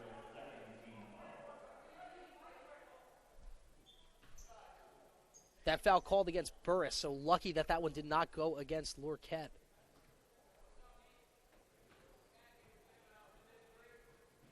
Brito's first shot up and good, as he was the one fouled on the play. And that 5-point lead right there, that's the largest lead that Keene State has held this entire contest. Brito with a chance to stretch it out to 6. How big do those 4 free throws look now? Brito misses the second. Joy gets the rebound. So Keene State, their largest lead of the contest, up 5. If you're just tuning in, the Beacons, under 30 seconds, had 4 consecutive free throw attempts. 2 from Charlie Mitchell, 2 from Bobby Joy. They missed all 4. This game could have been tied at the break. Instead, it's Keene State up by 5 right now. Charles picks up his dribble, looks down low to Lorquette. Santos knocks it free.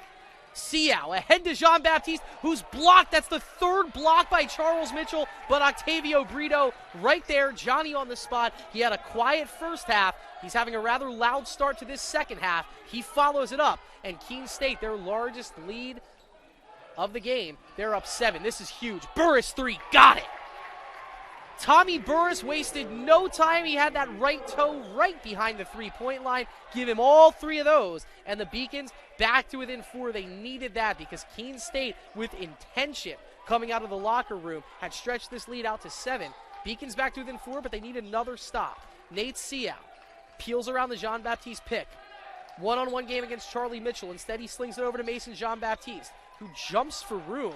Nothing there. Goes down low to Brito. Some post work. Spinning no good. Lorquette gets the board. Stays in bounds. Gets it off to Charlie Mitchell. Great stop by the Beacons defense there. Now Charlie Mitchell has the lane, and he flies on through, going backwards with the reverse lay-in. He saw that lane open up before he even got to the half-court logo. He takes it in, and the Beacons are back to within 2. Cichon cut off. Gives it over to Brito. Back across court to Siao. Nate Siao drives, gets pickpocketed by Charlie Mitchell. Now Mitchell taking on all comers. Loses his footing. He gets it over to Charles, to Lorquette. Malik drives, loses the ball on the way up. He got it back, counted, and won. And the Beacons 7 unanswered points and a chance to regain the lead here. 17:52 left to go. 37 apiece. Malik Lorquette, 9 points with a chance to make it 10 at the charity stripe. Wow, that shows you the importance of a player like Charlie Mitchell. Ramping up the effort on the defensive end, almost spills, almost loses his footing. He gets the ball over to his brother Charles. They ultimately get it to Malik. Malik hits and converts the 3-point play. He's this game's first scorer in double digits. And the Beacons back up 38-37. Wow, this was just like the first half, where both teams get off to a hot offensive start. Bobby Joy hits the deck. He gets the loose ball, gets the timeout. Good hustle for the Beacons. And just when it looked like the Beacons were bleeding momentum, they throw the tourniquet around the wound. They have it all right back. They have a 1-point lead and the ball. Quick timeout, so we will take a quick break here. 17:40 left to go. Beacons 38, Owls 37.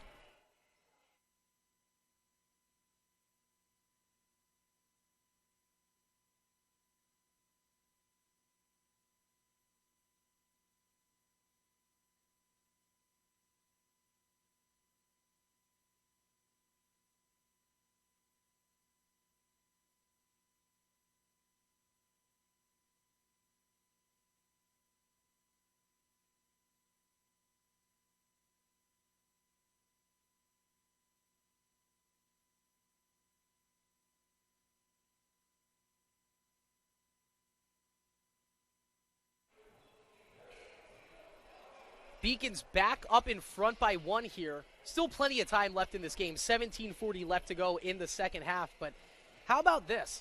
The Beacons out shooting Keene State by 10% right now. The Beacons, nothing special, right? 14 of 36 from the floor. That's 39%.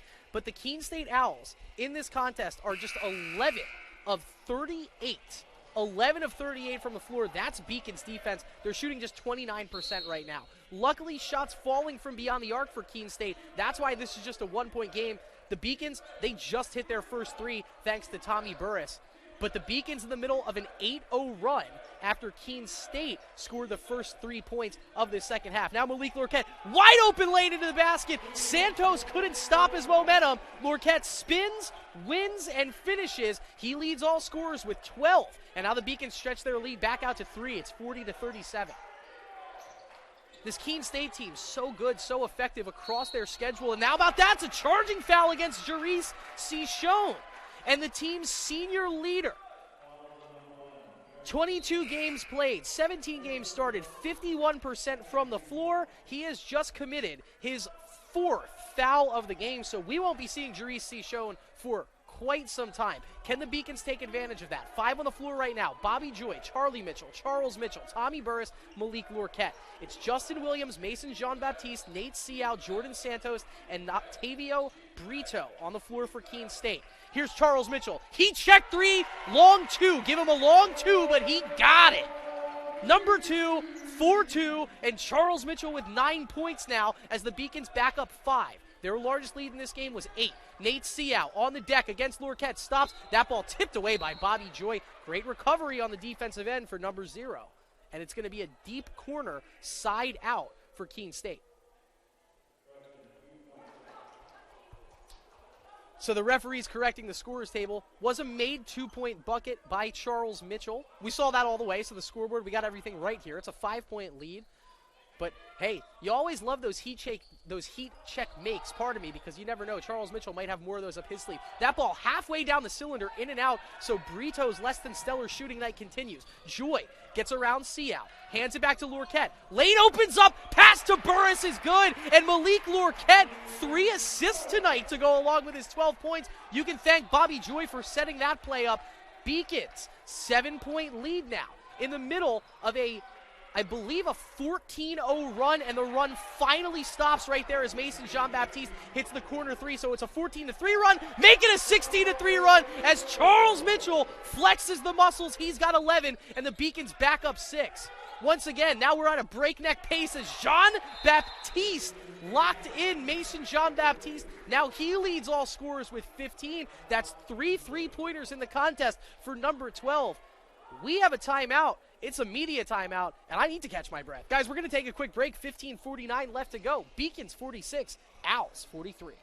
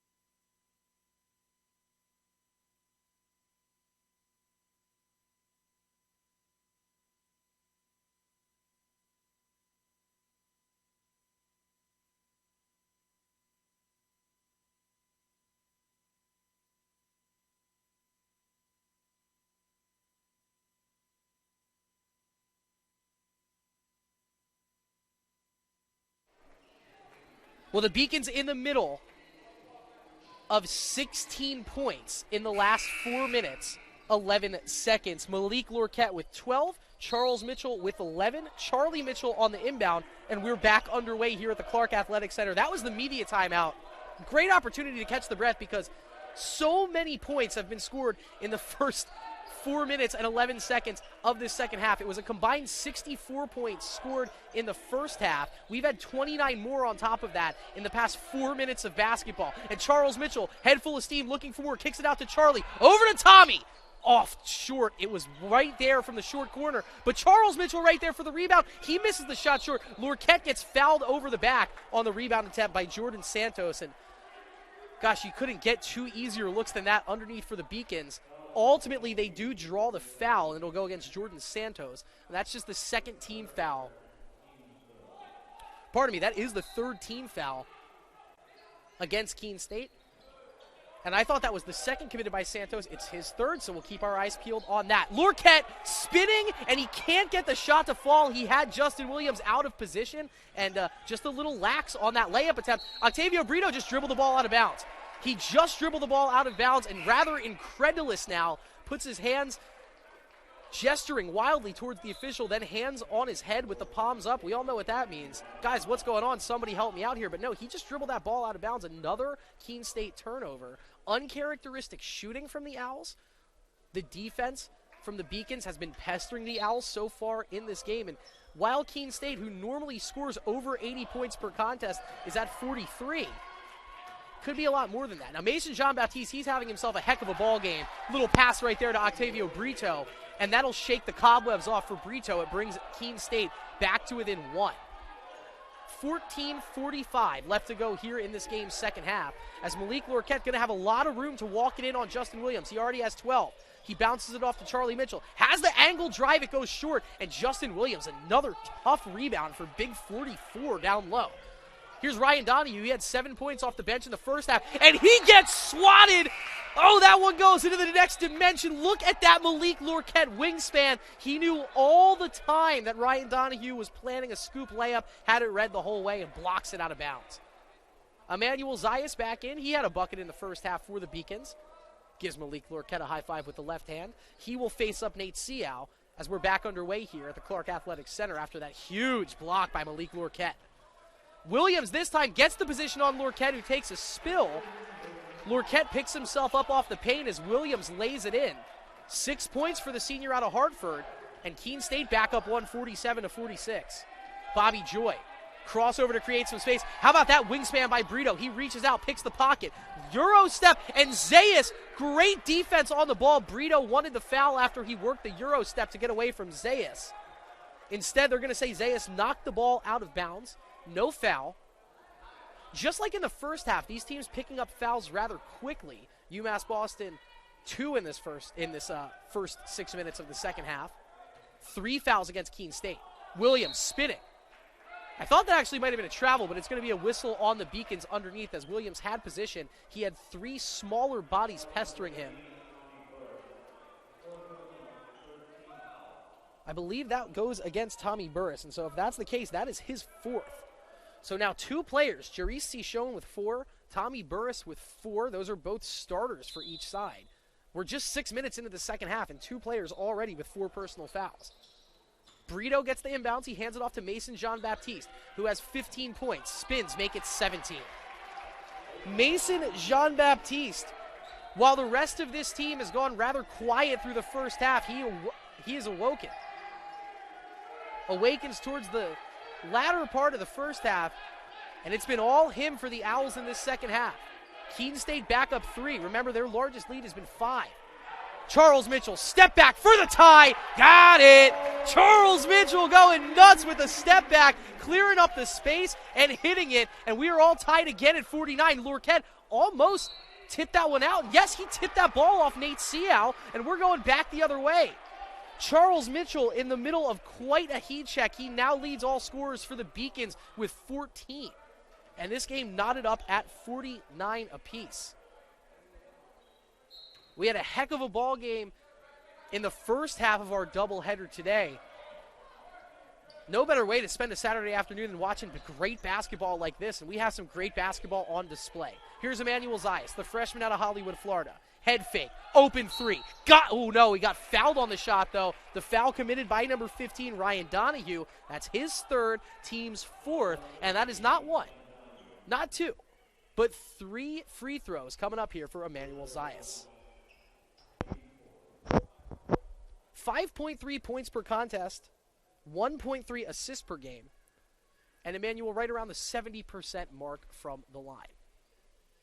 First of 2 on the way up and rattles that one home, does number 3. Beacons back up 1. It was 34-30. Keene State led at halftime. And And it's funny, this game has seen 35 points scored already in the 6 minutes, 54 seconds we've had since halftime. Make it 35 as Zayas goes 2 for 2. And we get our first look today at big number 44, James Hughes. The lanky 6'7" Australian native on the floor for the Beacons. He joins Charles Mitchell, Michael Walsh, Bobby Joy, and Emmanuel Zayas as the 5 on the floor.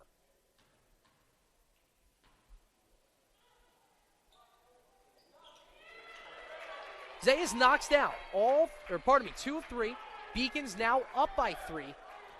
13 minutes left to go here, only 7 minutes into this second half as Nate Seau draws the double team, kicks it out over to LJ Hicks, gives it over to Jordan Santos, who drives right on in past James Hughes, got position inside him. He couldn't hit the layup, but he draws the foul. So Hughes commits the foul. It's his first. It's team foul number 4, both teams with 4 fouls. Once again, as we mentioned, in the men's game, when you have these 20-minute halves, once you get to 17 fouls, you're shooting some type of free throw. So pacing this half out, both teams fouling a little too often here in this second half. Here's Santos. He has 6 points in this game so far. First free throw up and no problem with it for the junior out of Hollis, New Hampshire. As we mentioned, he got the start today. His 5th start of the season for the Owls. He averages 15 minutes per contest and scoring usually 3.6 points per game. So standout game for number 22. He misses the second, but Octavio Brito right there with the board. He can't get the follow-up to go. Seau back to Brito. I think he thought about that corner 3, thought better of it. Now we'll step back on Hughes. That shot short to the right. Michael Walsh grabs the board. And now it's the Beacons' second unit on offense as Emmanuel Zayas charging through. Going to flip it back to Charles Mitchell. Mitchell fronted by Jean-Baptiste. Waiting for the Hughes screen, decides not to take it. Drives in, kicks it out to Zayas, and Zayas was out of bounds. The Beacons had something good on that play there. Zayas would have been rolling untouched towards the hoop, but he stepped out of bounds. He's checking for clarification with the refs what happened. They confirmed that, yes, you were the player that stepped out of bounds. Untimely turnover for the Beacons there. Still holding a bit of this game's momentum, but now bringing the starters back in. Hughes came in, played a minute. He gives way to Charlie Mitchell. Mason Jean-Baptiste bounces the ball into Nate Seau. It's Jordan Santos, Mason Jean-Baptiste, Nate Seau. Jerice Cichon is back in with his 4 personal fouls, and LJ Hicks, the 5 on the floor for Keene State. Santos thought about the 3, gives it to Seau. He's already hit 2, and he hits 3. Nate Seau putting Keene State back up 1, and here's Zayas going to go right in on Santos. Was looking for the layup, nothing doing, has a cutting Bobby Joy. Back out to Zayas, corner 3, it's off to the left. Walsh fighting for the rebound with Hicks, instead Seau grabs it, and now charging ahead. Seau with 10 points over to Jean-Baptiste with 17, make it 20.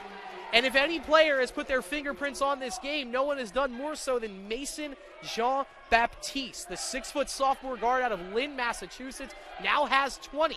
And Keene State, their biggest lead has been 5. They're up 4.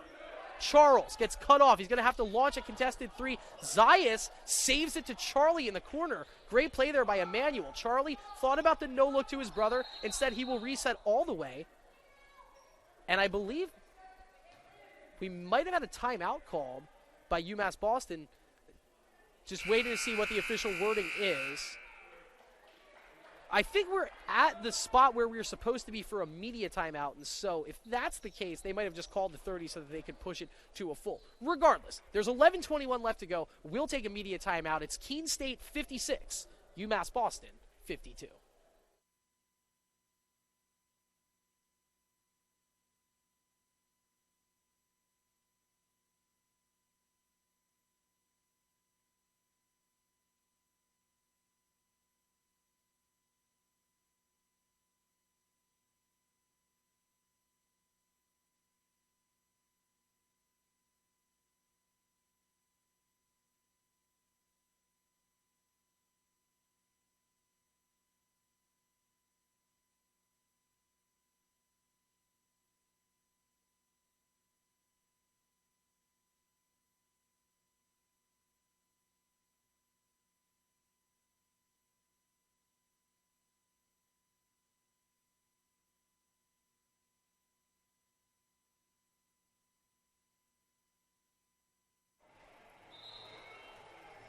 14 points for Charles Mitchell, 12 for Malik Lorquette, leading the way for the Beacons, who trail to the Keene State Owls by 4. It is 56-52.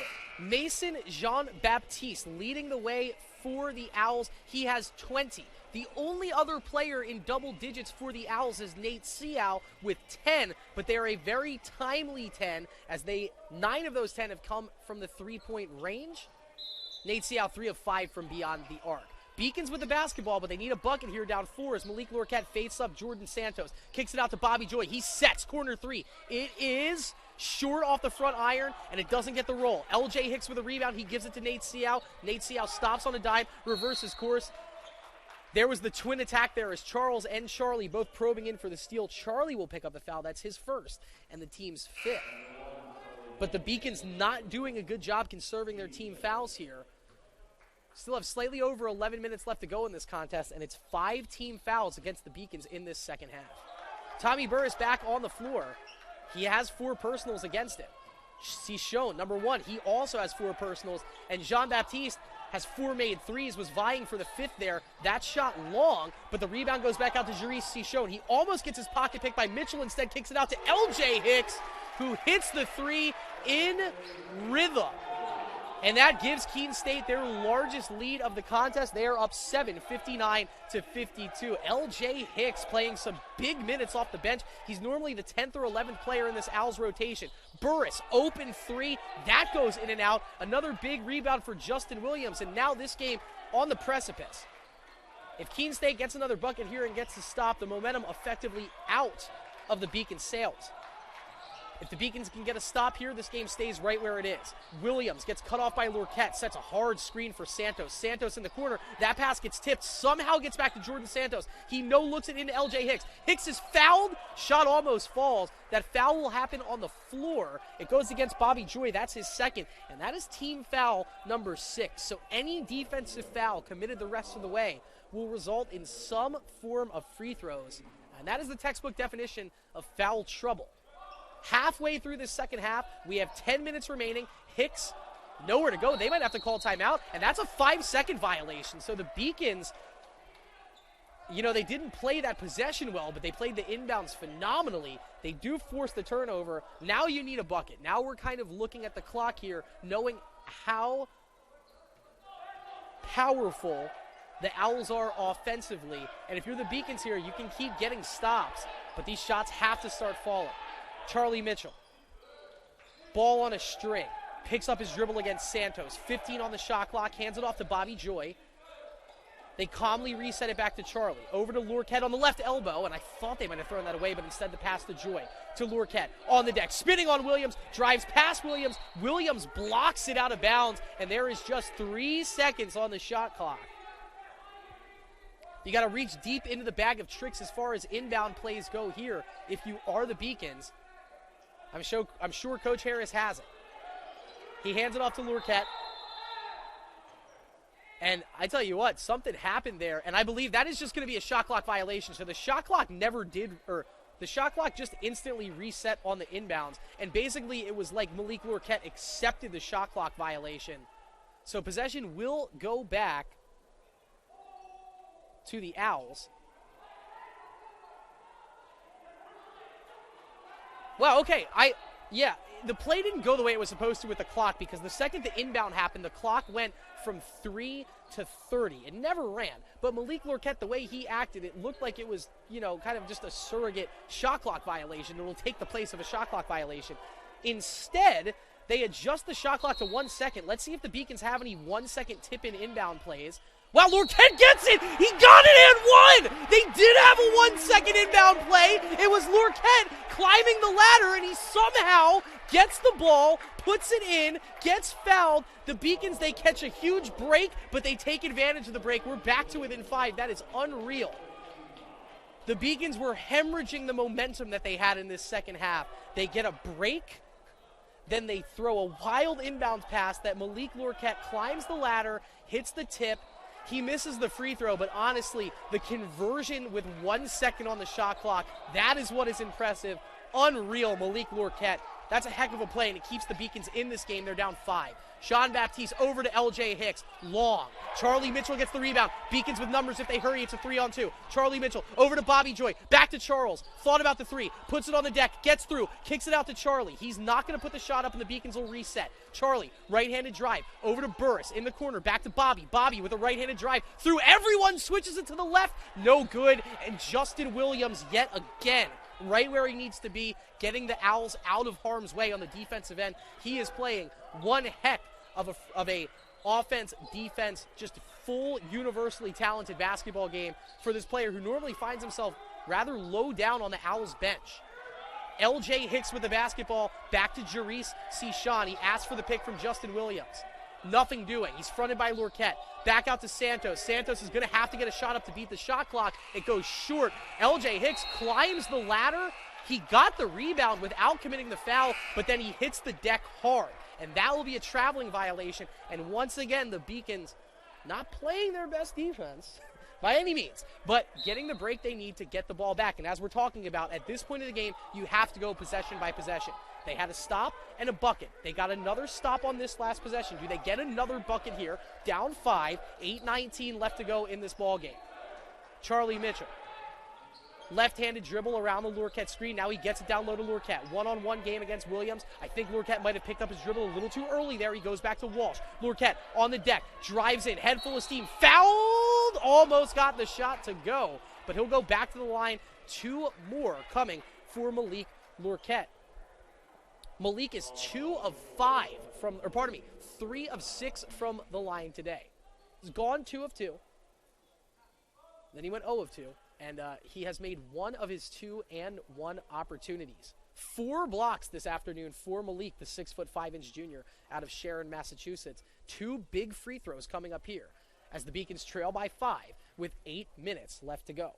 A lot on the line here. The Beacons vying for that 500 record, both overall and in conference. And if they get that, that will cement them into the 5 seed. And, you know, it's never a favorable matchup when you're going up against the team that has a better record than you. But the Beacons with 2 wins, rather impressive wins against Plymouth State this season. And that would be their opponent in the first round of the playoffs if they do win and lock up this number 5 seed. Lorquette makes the first. He is now 4 of 7 from the stripe on the afternoon. And 1 more coming up here. A chance to make this a 1-possession game. Up and good, rattled it home, and the Beacons will not die. They're back to within 3. They go offense for defense now as Keene State switches to a smaller look, so does UMass Boston. It's Walsh, Burris, Charles Mitchell, Charlie Mitchell, Emmanuel Zayas, the 5 on the floor for the Beacons. Mason Jean-Baptiste, he has 20. He leads all scorers in this game. He puts it on the deck. The ball finds Jordan Santos. Now here's LJ Hicks. He gets cut off by Zayas. Hands it off to Seashone. Seashone drives in, and that is an offensive foul. And with 7 minutes and 48 seconds left to go in this contest, Jarice Seashone has fouled out of this game.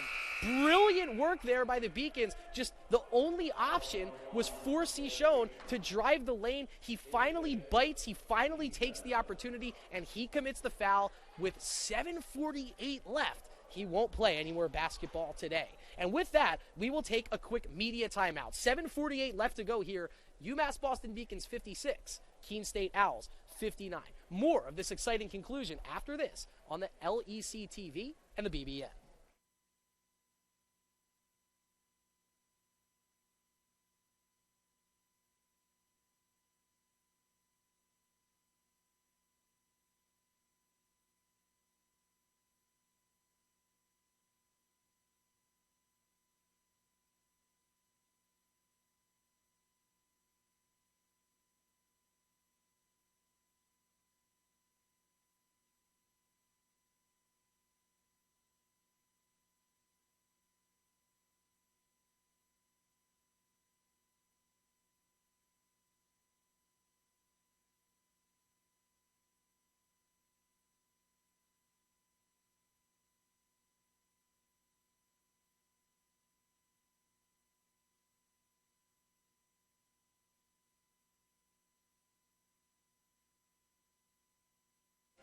Oh, we got a barn burner on our hands here. 7:48 left to go at the Clark Athletic Center. Your Beacons trailing by 3. Neither team shooting all that well. The Beacons 38.5% from the field. The Owls 35.8% from the field. The Owls have stayed in this contest shooting a ridiculous 10 of 22 from beyond the arc. The Beacons just 2 of 12. We rejoin the action here as Malik Lorquette gets the pass inbounded from Charlie, or gets the pass inlet from Charlie Mitchell. They go back out to Michael Walsh, 10 on the shot clock. Beacons, 1 possession down, they trail by 3. Walsh gets cut off by Donahue. He hands it off to Charles Mitchell, to Charlie Mitchell, corner 3 for the tie, and he got it. Rattled home by Charlie Mitchell. He is just a 20% three-point shooter on the season, but he hits there. And the Mitchell twins putting on a show in this, their final regular season, might be their final ever game at the Clark Athletic Center, tying this game back at 59. Seau over to Santos. Santos spins on Lorquette. Gets the shot to fall. I was literally about to say he gets blocked by Lorquette because that's how it's been going. Malik has 4 blocks this afternoon, but he commits the foul there, and it's personal foul number 3 against Malik Lorquette and the 7th team foul against the Beacon. So there you have it. Every foul will be a free throw foul from this point forward. 6:56 left to go in the contest. Santos is shooting the and 1, both teams at the 7th team foul mark. Santos misses, but Donahue goes underneath Michael Walsh, and he gets the tip in. That is a huge hustle bucket for the freshman who is making the most of his minutes tonight. That is 9 points now for Ryan Donahue. He is 4 of 5 from the floor, and just beautiful positioning there to get inside Michael Walsh and stretch that lead back out to 4. Charles Mitchell, not if he has anything to say about it, hangs in the air, lets the rebound come to him, and just with that right hand, casually tips it back in. Charles Mitchell up to 18 now, and the Beacons back to within 2. This game has turned into kind of a mano-a-mano contest between number 12, Mason Jean-Baptiste, and number 2, Charles Mitchell. There's Jordan Santos' corner 3, no good. Walsh with the rebound for the Beacons, and here come the Beacons with a chance to tie or take the lead. Charlie Mitchell, they part the sea for him. He gets through, layup doesn't go, and now Brito kicks it ahead to Jean-Baptiste. Donahue, cut off by Burris, and Walsh picks it up. Great defensive possession there by the Beacons. Burris didn't overthink it. He stopped his momentum. Walsh grabs it. Here's Mitchell. Ball on the deck. Spins free from Brito. 3-ball. Got it! Give it to him. Charles Mitchell from deep. And I believe this play, we're going to take a look at it. And that's going to be a flop warning on the play against Octavio Brito to boot. So how about that? Charles Mitchell with the bucket going up 3. What the referees ruled there is that Brito was the player that closed out on defense, and that he positioned himself in a way to make it look like he was getting kicked by Mitchell on the shot. That is a flop warning. That's new to college basketball starting this season, that you can officially get a warning. If you flop again after the warning, it's a technical foul. So we got to watch Octavio Brito the rest of the way. 5.5 minutes left. Beacons now up 1. Jean-Baptiste, never mind. Mason Jean-Baptiste, 22 points, a never-say-die attitude. And right when the Beacons get their hands on some momentum, it goes right back to the Owls thanks to that man and his 22 points. Jean-Baptiste fronting Charles Mitchell. Mitchell trying to draw the foul. Almost falls, gets it down low to Lorquette, who got it and 1. Wow, that's brilliant patience from Charles Mitchell, letting the defense collapse on him. He just hung in the air for the extra split second and got it inside to Lorquette, who had the angle, draws the foul, he hits it, and 1. And now, Jerice Cichon has already fouled out of this contest. Jordan Santos has 4 personals. 7 points for the junior out of Hollis, New Hampshire, and he has to come off with those 4 fouls. Might see him in the game's final minute, but probably not until then. Here's a big free throw for Malik Lorquette. He's 4 of 7 at the line from the night. Pardon me, he was 5 of 8. He is now 5 of 9. The big man can't hit, but the Beacons are up 1. 5 minutes remaining. Wow, what a game we have tonight to close out this LEC regular season. Nate Seau, he already has 3 3-pointers, and he gets fouled on the reach-in by Tommy Burris. And unfortunately, that's 5. So Tommy Burris is fouled out of this contest with 4 minutes, 53 seconds left to go. I don't know if that was a situation similar to the Jerice Cichon situation, where the only option the Beacons gave the Owls on offense was to let Cichon drive. That was how he picked up his 5th foul. This point in time, they just drove right at Burris, so Tommy had to play defense. He picks up the foul. we're not at the media timeout yet, but both teams do go to their benches. You kind of get that just little built-in pocket of time to reset your lineup once you have to pull a player off. So Burris fouls out. He ends the game with 5 points. The 5 on the floor for the Beacons: Charles Mitchell, Charlie Mitchell, Michael Walsh, Malik Lorquette, and Bobby Joy. Nate Seau is at the line shooting 1-1 for the Keene State Owls. The 5'8" sophomore from Lowell, Massachusetts, he averages 11 points per contest, and that puts him at 11 points with that make right there. We are tied again at 66. Already 10 more points scored in this second half than were scored in the entire first half. We still have just under 5 minutes left to go. Seau, huge 2 free throws. He makes both. Keene State goes back up 1. And now Seau defending Charlie Mitchell from behind. The ball goes to Walsh in the corner, out to Charles Mitchell.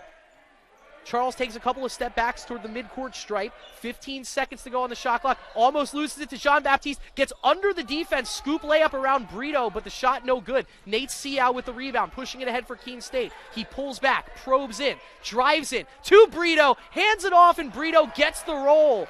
Almost lost the ball on the way to the rim, but actually very good play by Octavio Brito to regain control of that basketball, get it into the cylinder, and it does roll home. 69-66, Beacons down 3. Charles Mitchell working on Jean-Baptiste, over to Bobby Joy.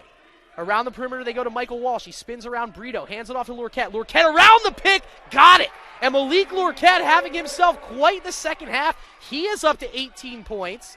Depending on Mitchell's numbers right now, he might have the team high. Charles Mitchell and Malik Lorquette carrying the torch offensively for the Beacons. Owls 69, Beacons 68. Williams hits the deck. Nobody touched him. Ball goes out of bounds. And when we return from this media timeout, the Beacons will have the basketball down by 1. 3:43 left to go in the contest. The Keene State Owls 69, the UMass Boston Beacons 68. We'll have the conclusion after this on the Beacons Broadcasting Network on LEC TV.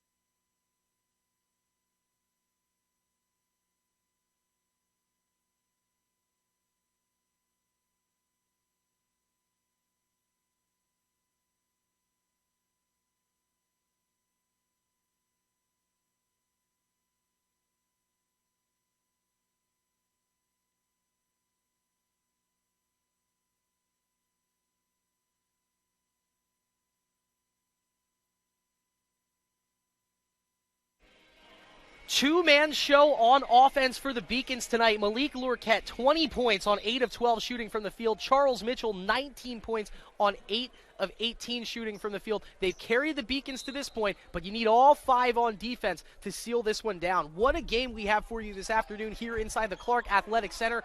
3:38 on a running clock now. Beacons trail by 1. It's Keene State, 69. UMass Boston 68. Here's Charles Mitchell, 19 points so far, ball in his hands, drives in, make it 21, count it, and 1. And that is a huge bucket for Charles Mitchell. Lorquette has 20, Mitchell now has 21. Most importantly, the Beacons have a 1-point lead with a chance to stretch it to 2. That foul picked up by Ryan Donahue, he has 4. So now there are 3 players in this game playing with 4 fouls. There are 2 players, 1 for each team, already fouling out. Jerice Cichon fouled out with 8 minutes left in the game. Tommy Burris fouled out with 5 minutes left in the game. So this game not without its fair share of whistles. But here's Charles Mitchell.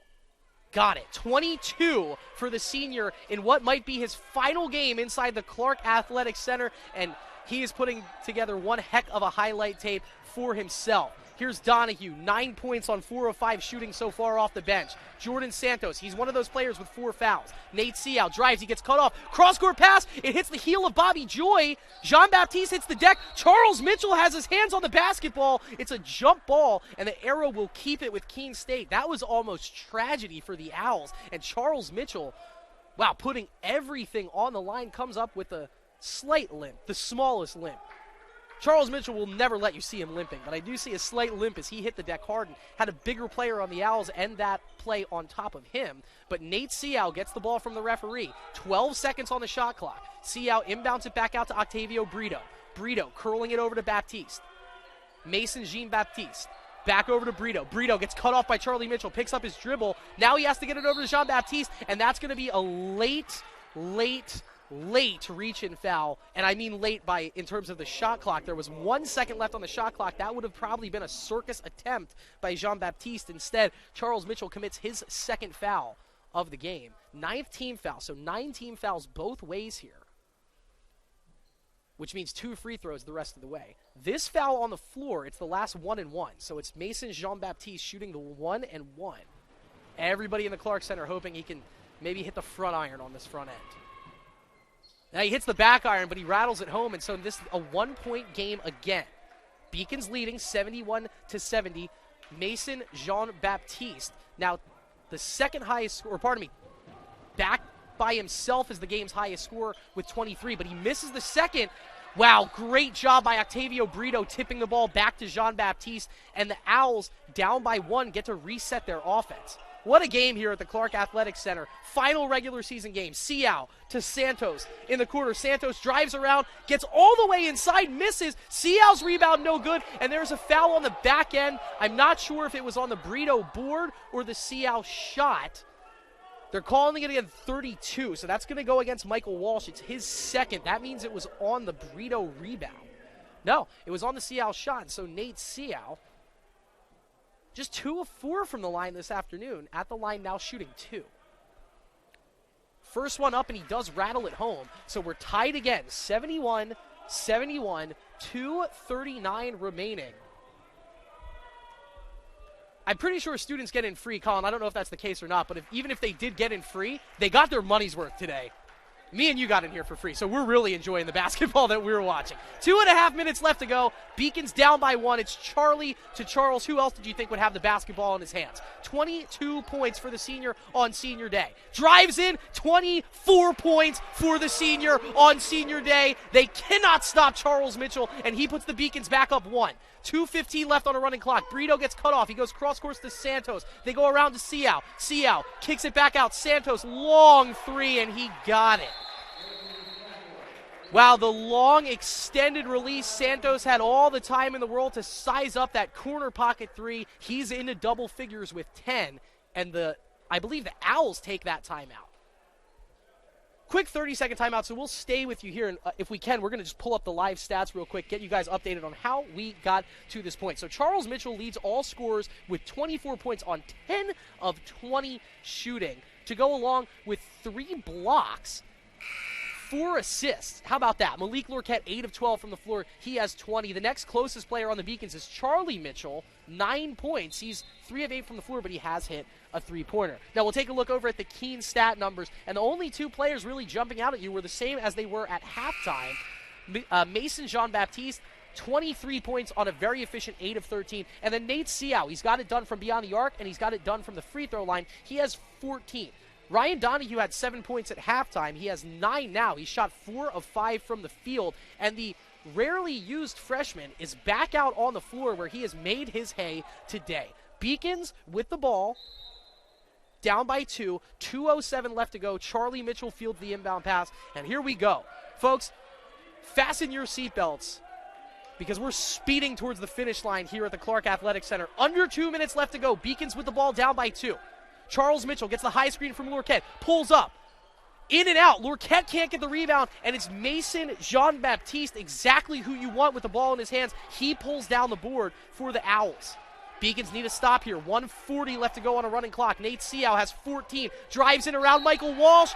He has 16 and the foul, and the Owls The most they have led this game by is 6 points. They're back up to 4-point lead with 1:37 left to go. That's the third foul of the contest for Michael Walsh. And as we mentioned, both teams in the double bonus were shooting 2 free throws.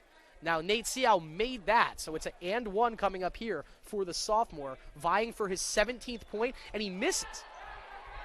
Big miss. The Beacons down 4. Charles Mitchell gets the pass from his brother Charlie. Circles it back to Charlie. On the deck, around Santos. Count the basket and one. And Santos can't believe it. But if you look at where he gets up, his feet were inside that restricted arc. So any contact made, if you're the defensive player standing in the restricted arc, it's a foul against you. That foul on Santos is going to be his 5th. He has fouled out of the contest. So that's our 3rd player to foul out. And we'll get a look at Big 44, Justin Williams, who has made the most of his minutes. He's got 6 points to go along with 6 boards off the bench for the Owls. Mitchell made the layup, so this is an and one. 89 seconds remaining in this game. Here's Charlie Mitchell.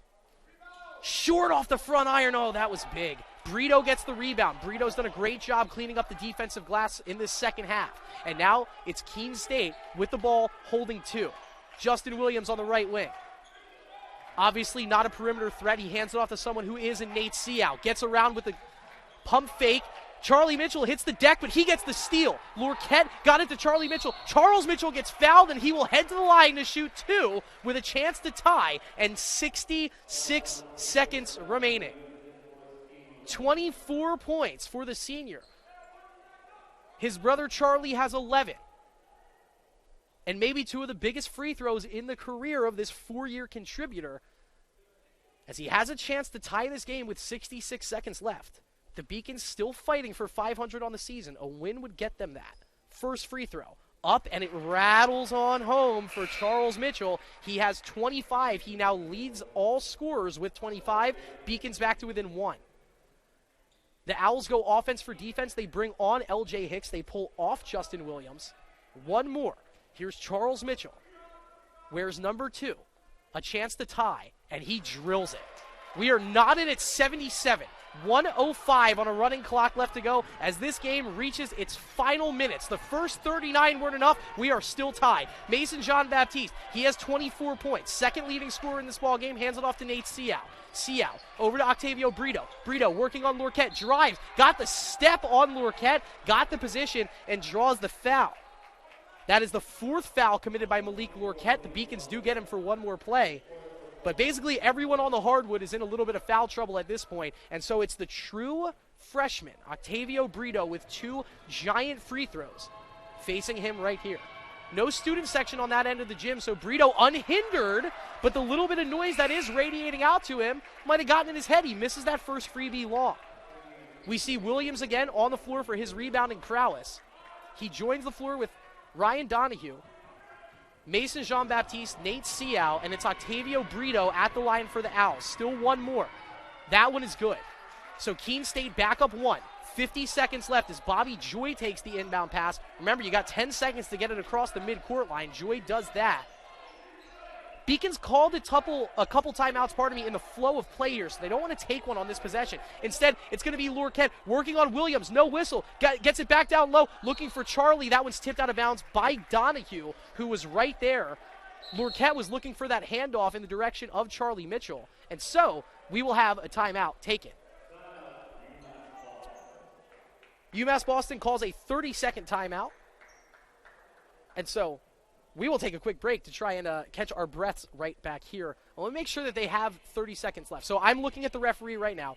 Each team with 1 timeout remaining. And if you just tuned in, really the game has been close the entire way.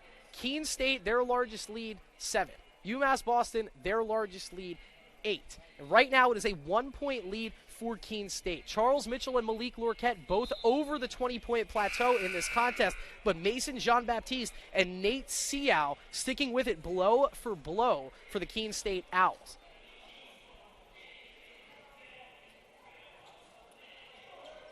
Beacons down 1.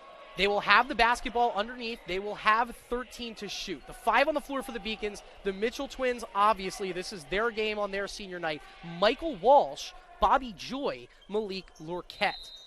Charles Mitchell under the baseline. A lot of times you like to get the ball back to the inbounder. That's no, instead, Lorquette gets the handoff. Now he gets the ISO against Williams. Lorquette backs down, picks up the dribble, looks for the pass inside to Walsh, and the Beacons thought that ball got tipped away, and now here comes the referee from the rear side of the play. I think this ball, let's see what the discussion says. It goes back, it stays with the Beacons. I thought that ball was tipped out from the backside by the Owls, and it takes the referee stepping in from the backside of the play.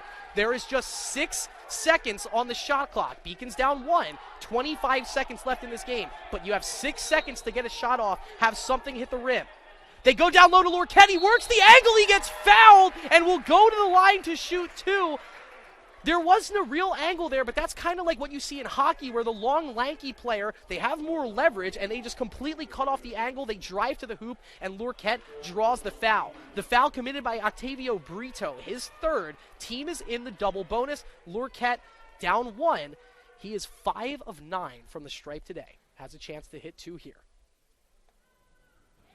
First one on the way. Got it. Big freebie for the junior out of Sharon, Massachusetts. He has 21 points in this contest, doing everything to keep his Beacons alive in this game. One more coming for big number 24. 6 of 10 from the line on the day. Takes an exhale. And makes his 7th free throw this afternoon. Beacons up 1, 79-78. Here we go, 22 seconds on a running clock. Each team with 1 timeout. Keene State not going to call it. They're going to run their play. Nate Seau dribbles it past Charlie Mitchell. He gets fouled. Right on the drive into the hoop, Nate Seau gets fouled. Not what you want to see with the 2 free throws coming up, but if nothing else, it means the Beacons will have the final possession. And remember, they do have 1 final timeout as well, so they'll get to draw up a play. First matter at hand, these 2 free throws from Nate Seau. He shot a lot. He misses the front end. Unbelievable.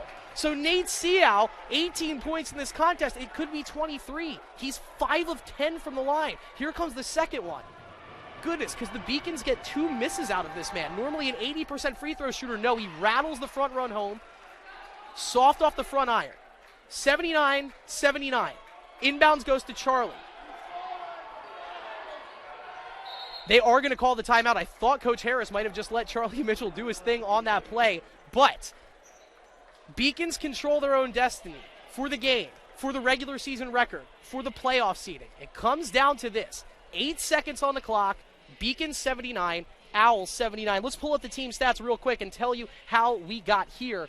79 apiece, pretty even across the board in terms of the shooting numbers. Keene State at 41%, UMass Boston at 43%. Keene State, though, 18 of 30 from the charity stripe. You see Nate Seau go 1 of 2, whereas Malik Lorquette, big night for him, 7 of 11 from the stripe. The Beacons have gone 19 of 29 from the free throw line. Keene State winning the rebounding battle, and normally to dumb basketball down to the lowest common denominator, usually if you win the rebound battle by 18 rebounds, you win the game.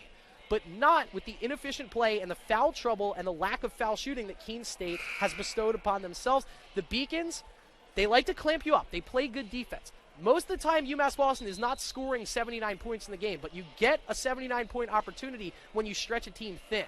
And right now, UMass Boston giving Keene State everything they can handle. They've been stretched very thin on defense. A lot of players pressing. You really only have 2 players that have risen to the occasion in the second half for the Owls in the form of Jean-Baptiste and Seau. Now you have 3 players in terms of the Mitchells and Lorquette who have been battle-tested and contributing here in this second half. The inbounds, well, they got to get the inbounds in. It goes to Lorquette. He tips it to Charles. The shot is blocked. Oh, it was just what the Beacons need. And then in the madness after the inbounds, Ryan Donahue gets fouled.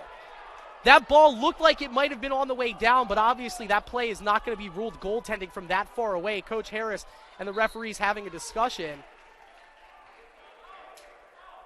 And let's see what the call is on the floor. I hazard to think that they called goaltending on that shot. We are tied at 79 apiece, and the referees discussing a play. Coach Gaines now letting the referees hear it, and I'm not quite sure what the discussion is at hand. So I'm not sure if maybe that wasn't a foul called against the Beacons is what happened on that. But the referees are discussing something right now, so I don't want to speculate for you. As it is, Charles Mitchell, the way that play shook out, it looks like Mitchell has committed the foul, and that would mean that a member of Keene State is going to the line to shoot too, which, means that UMass Boston will have the ball again, depending on what happens on those free throws. I don't think they ruled that basket as a goaltended make, although it was very close to floating on the way down. But that is unreal. They didn't have a timeout. The two first inbounding options on that play deteriorated. They had to get the inbounds in. So all Mitchell could do was loft the ball in the direction of Lorquette. Lorquette's falling out of bounds. He gets his hand on the ball. He tips it to his teammate. And Charles Mitchell had a floater that got blocked. And in going for the rebound of that block, he commits the foul. But I don't think it's going to be a two-shot foul. Instead, it's a player control foul. How about that, which is the best break the Beacons can catch, which means that the Owls have the basketball side out.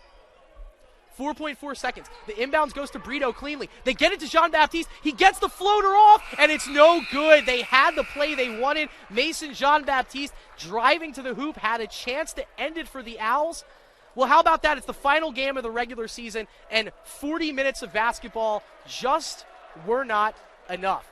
It is time for overtime, and I'll say it, overtime number 1. Maybe the first of multiple overtimes here. We've had one heck of a basketball game. I don't think anyone here minds free basketball. At the end of regulation, it is the UMass Boston Beacons 79, the Keene State Owls 79. We'll take a quick break, and we will be back with overtime after this on the Beacons Broadcasting Network on LEC TV.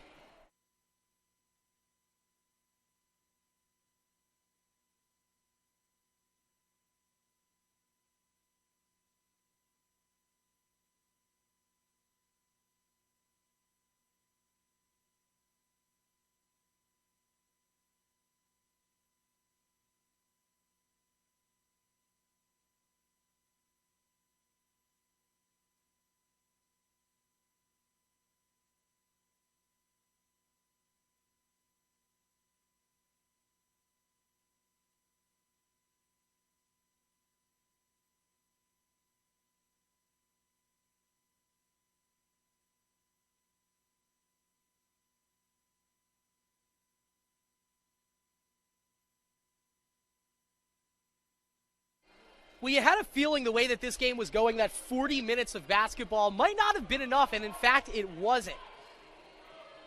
Two players carrying the way for the Beacons in the form of Charles Mitchell and Malik Lorquette.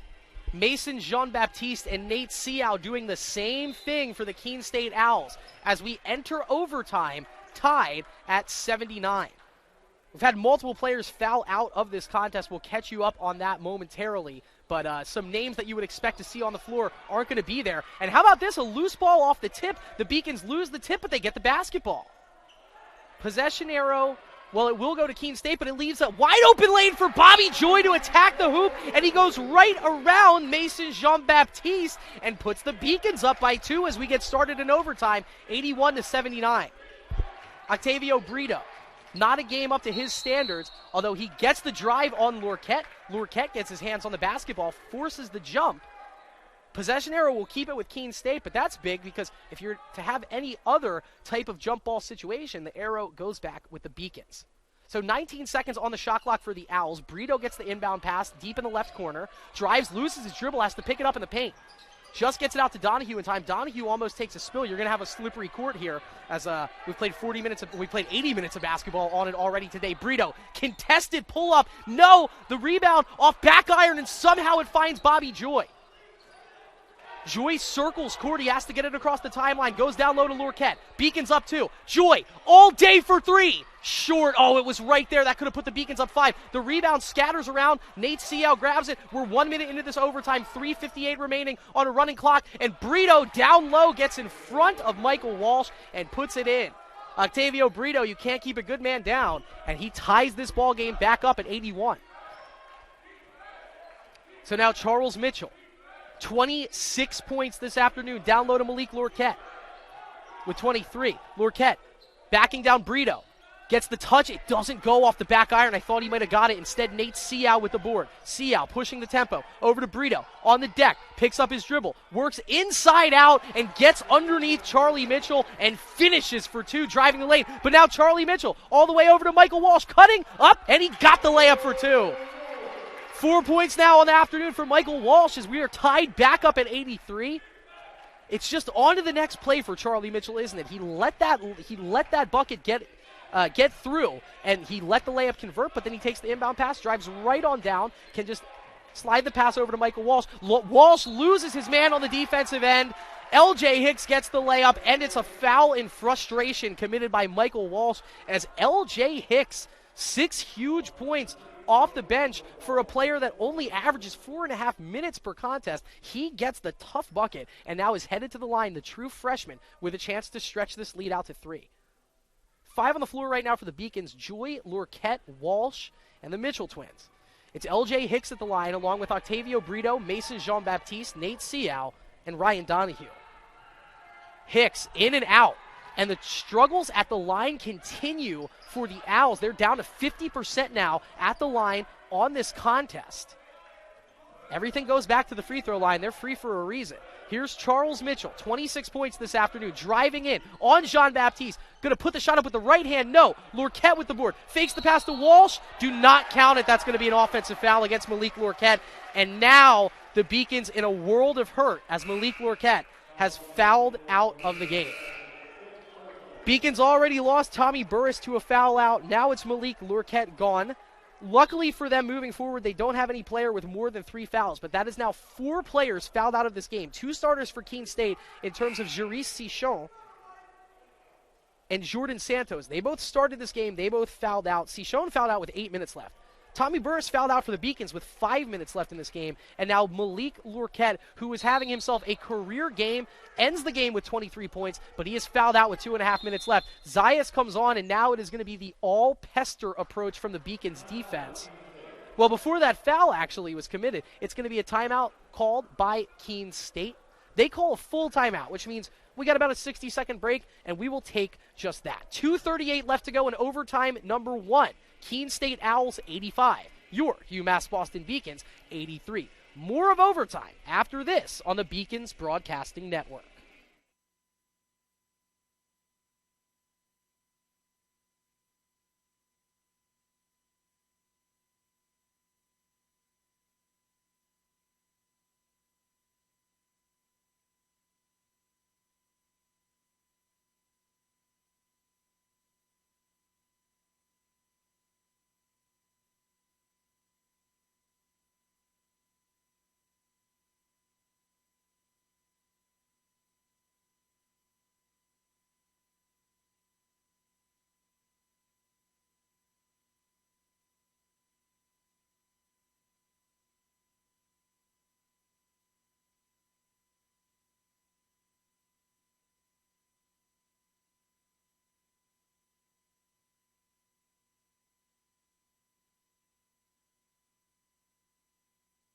.238 left on the clock and a giant defensive possession in front of the UMass Boston Beacons here. They trail the Keene State College Owls by 2. The score 85-83. Keene State led 34-30 at the half. We had a scoring barrage in the second half, which ended this game at 79 apiece in regulation. Owls have scored 6 so far in this first OT. Beacons have scored 4. Ryan Donahue gets the inbound pass from Mason Jean-Baptiste. He looks over to LJ Hicks. They go cross course to Octavio Brito, and that play was drawn up and executed to perfection. Octavio Brito now with 6 of the 8 points in overtime for Keene State. And now Zayas out of control. His pass is intercepted by Donahue. He hands it off to Seau. And if the Owls run a smart possession here, they might put the nail in the coffin. And that's a smart possession because Seau drives in, kicks it out to LJ Hicks. And how about the true freshman LJ Hicks on this, a senior night, having his game of the 2021-2022 season? A big bucket there It gives Keene State a 6-point lead. Remember, Keene State's largest lead all day had been 7. This game has just been a back-and-forth, closely contested affair. And now the Beacons need something rather miraculous. You're giving up a lot of post height. You're going to see Malik Brooms trying to play that hinge 4-5. Maybe. I don't know what the 5 is going to be for the Beacons, but they trail by 6. It's 83-89. You have 2 minutes and 12 seconds left. You can obviously extend the game by committing fouls. So now the name of the game is, if you're the Beacons, what play do you draw up? If you draw up a 3 and miss it, you're flirting with not enough time left to mount a comeback from there. Now, you can drive the lane. They might give you 2, but what does a 4-point deficit really mean in the grand scheme of things? There's a lot of ways you can go here if you're Coach Harris, but it all starts with getting a bucket on this possession. Plenty of time to get a stop. You need a bucket here. 2 minutes, 12 seconds left. Keene State, 89. UMass Boston, 83. Once again, Mason Jean-Baptiste with 24. Nate Seau, I believe, does have 20 now, leading the way for the Keene State Owls. Charles Mitchell with 26, although he had a pretty juicy shot at a game-winning bucket blocked away right before the end of regulation. And Malik Lorquette with 23, but he is fouled out of the contest. Here's Charlie Mitchell. He's got 11 points. He drives in, gets fouled, and will go to the line, to shoot 2. That foul against Ryan Donahue, and I believe that is his 5th. So that is the 5th player that is fouled out of this contest. Ryan Donahue, Jordan Santos, and Jerice Cichon have all fouled out of the game for the Owls. Tommy Burris and Malik Lorquette both fouled out of the contest for the Beacons. Obviously, the Owls get that mandated 20-second break. They can pick a new player, draw up a new lineup. And I think we're getting our first look at Jamal Shaheed is going to check into the contest for the Owls now. So they have their new lineup set, which means that the Beacons head back onto the floor with Charlie Mitchell headed to the stripe, getting to shoot 2. 5 on the floor right now for the Owls. It's Octavio Brito, Mason Jean-Baptiste, LJ Hicks, Nate Seau, and Jamal Shaheed. So a very small lineup. Brito, he's normally the slashing 2. He's kind of the 5 right now for the Owls. It's Michael Walsh, Emmanuel Zayas, Bobby Joy, Charlie Mitchell, Charles Mitchell, the 5 on the floor for the Beacons. So once again, a small lineup out there for the Beaks, as 2 coming up here for number 1, Charlie Mitchell. That one is good. Bangs it home off the back iron. So the Beacons back to within 5. Just as good as a bucket if they get the second free throw here, but then you need a stop, and you don't have a lot of low post height to work with. Second freebie, up, short. Big rebound for Brito. He's been hauling him in this entire overtime period. Didn't have a good first 40 minutes, but has really turned his game back on here in overtime. Under the 2-minute mark, 1:55 on a running clock. The handoff to Nate Seau. The Beacons down 5. Emmanuel Zayas pestering him. Seau, not flustered. Still working on Zayas, down to 10 on the shot clock. Picks up his dribble, looks it over to Shaheed. Jamal Shaheed drives in, going to scoop a layup in over Michael Walsh.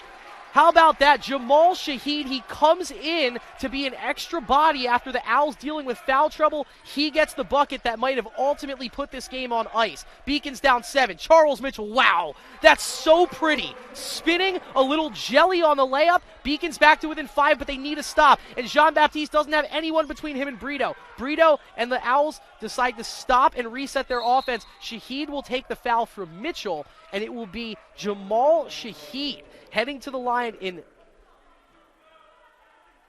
just a game with the utmost importance, heading to the charity stripe here, holding a 5-point lead. That foul committed by Charlie, it's his 3rd. So 2 for the true freshman here wearing number 0. First one up and good for Shaheed, nothing but net. Hey, this is a stat line you will take with you if you're Jamal Shaheed. 1 minute, 1 of 1 from the floor, 1 of 1 from the line. He's got 3. Has a chance to make it 2 of 2 from the line here. And he does. Gets the friendly roll. It's back to a 3-possession game.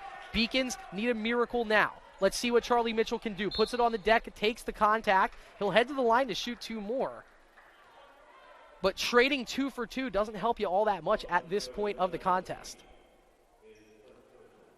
That foul on Shaheed, it's his 1st. Once again, both teams have had 10 fouls, I want to say, for about the past 10 minutes of game time. We've been shooting a lot of free throws here. Both teams around the 60% mark, so not the best night at the stripe for either team. Charlie Mitchell hits. He is up to 14 points on the afternoon. really the Beacon's most consistent effort here across this game. We've seen big pockets of Charles Mitchell. He's kind of quieted off here in this overtime period. Next one from Charlie misses short, so Charlie 1 of 2 from the line again. And now, well, let's see, that is a jump ball. So Charlie Mitchell earns the possession back for his Beacons and just kind of ran in there on Octavio Brito, grabbed the ball from him. Didn't draw the foul, instead works the jump ball. So once again, the Beacons are catching breaks. The biggest break right here would be an inbound 3. Let's see what Coach Harris has drawn up. The last time the Beacons needed a wild inbounding play to work, it did somehow miraculously. The lob up to Lorquette worked. Now let's see if they have a play drawn up here to get an open 3 somewhere. Charles crashes in. Walsh slides out to the side, picks up his dribble, looks over for Emmanuel. Here's Zayas, gets the lane, drives in, pulls, and hits. Acrobatic finish for Zayas. Beacons back to within 4. Ball goes to Seau. I would foul him if I was the Beacons. He hasn't made 50% of his shots on the night. Instead, it's L.J. Hicks, and that is a very late whistle, but a rather obvious foul as L.J. Hicks takes the contact. And the whistle was blown late. The foul was evident, and it'll send L.J. Hicks, another seldom-used freshman who's having himself quite the ball game, back to the line to shoot 2. 52 seconds left now. Owls 93, Beacons 89. Fun doubleheader day of basketball here inside the Clark Athletic Center. What a fun way to end the 2021-2022 season. Hicks bangs it. And the true freshman now might be up to double digits on the afternoon. As it is, Keene State up by 5. 6 points is the biggest 2-possession lead possible here, so you know everybody holding their breath for Keene State, trying to stretch this lead to 6. The freshman rises, fires, nothing but net. Couldn't have looked calmer hitting those 2. And now here's Zayas pushing the tempo. Beacons down 6. He almost picked up his dribble. He keeps it alive. He'll get to step into an open 3. And it goes long. That one looked good. Instead, it goes long. The rebound by Shahid. And the Beacons opting to foul Hicks. I tell you what, if he makes these 2 free throws, this game might be over. 40 seconds left. The Owls sprinting down the floor as they had to fight to earn this, had to play 45 minutes of basketball to get there, but are 40 seconds away from their 17th win of the season. L.J. Hicks, he just hit 2. Not looking anything like a freshman in the middle of a very important moment here. 3 dribbles, spins the ball, rises, and misses that one long. Keene State, honestly, just being frank, Keene State could be up by 20 points right now at this game if they had just hit their free throws. I think if I have this number right, they've missed 14 so far. One more on the way from Hicks trying to stretch this to a 7-point lead. He does. That makes it a 3-possession game. Not much the Beacons can do now, but just drive and foul. Let's see how long they extend the game for. How about that? Wow, it climbs over the front of the rim and somehow drops through. And the Mitchell twins, they will never say die. You will never hear them say that word. Charlie Mitchell proving that right now. He's up to 18 points. Beacons have scored 12 in this overtime period. Charlie, half of those points. Shooting 1 right here, trying to bring the Beacons back to within 4.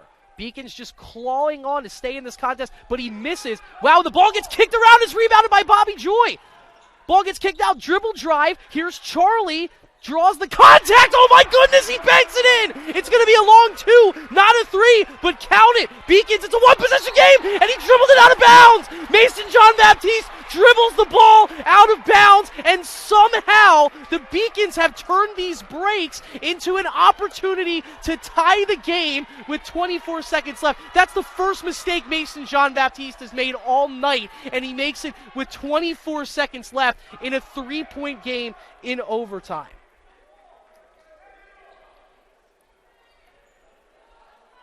Unreal. Let's see. I think the Beacons do have a timeout. Do they decide to use it? We'll see right now. Yes, so the Beacons making their way towards the sideline, which means Coach Harris is going to use that timeout.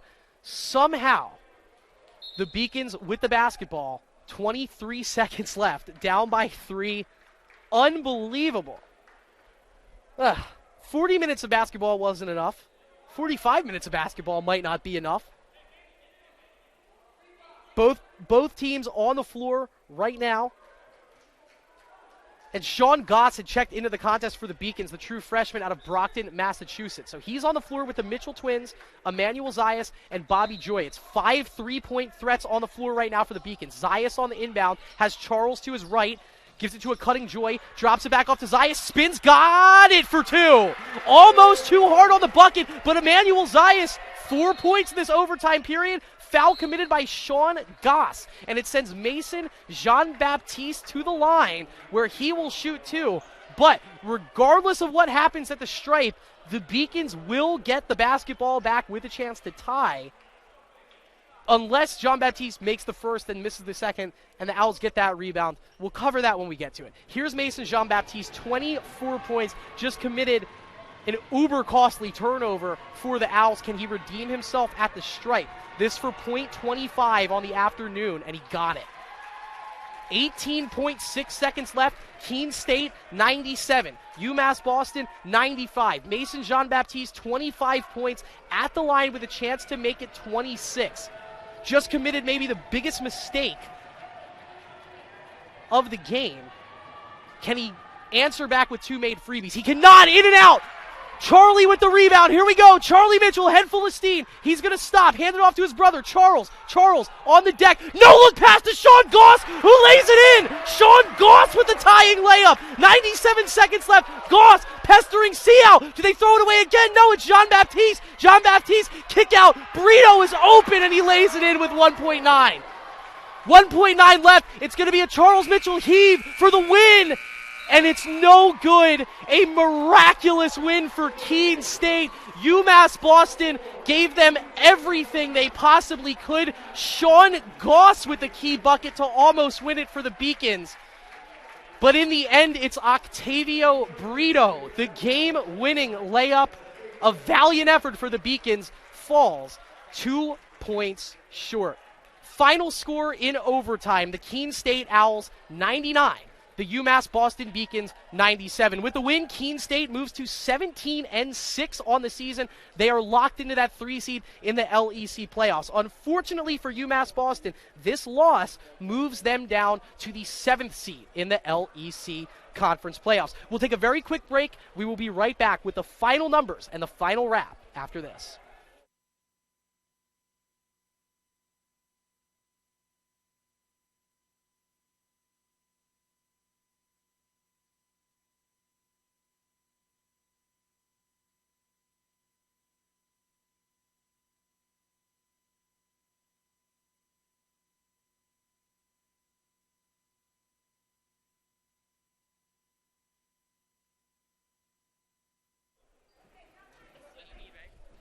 (99-97) the final. It was the hardest fought contest imaginable.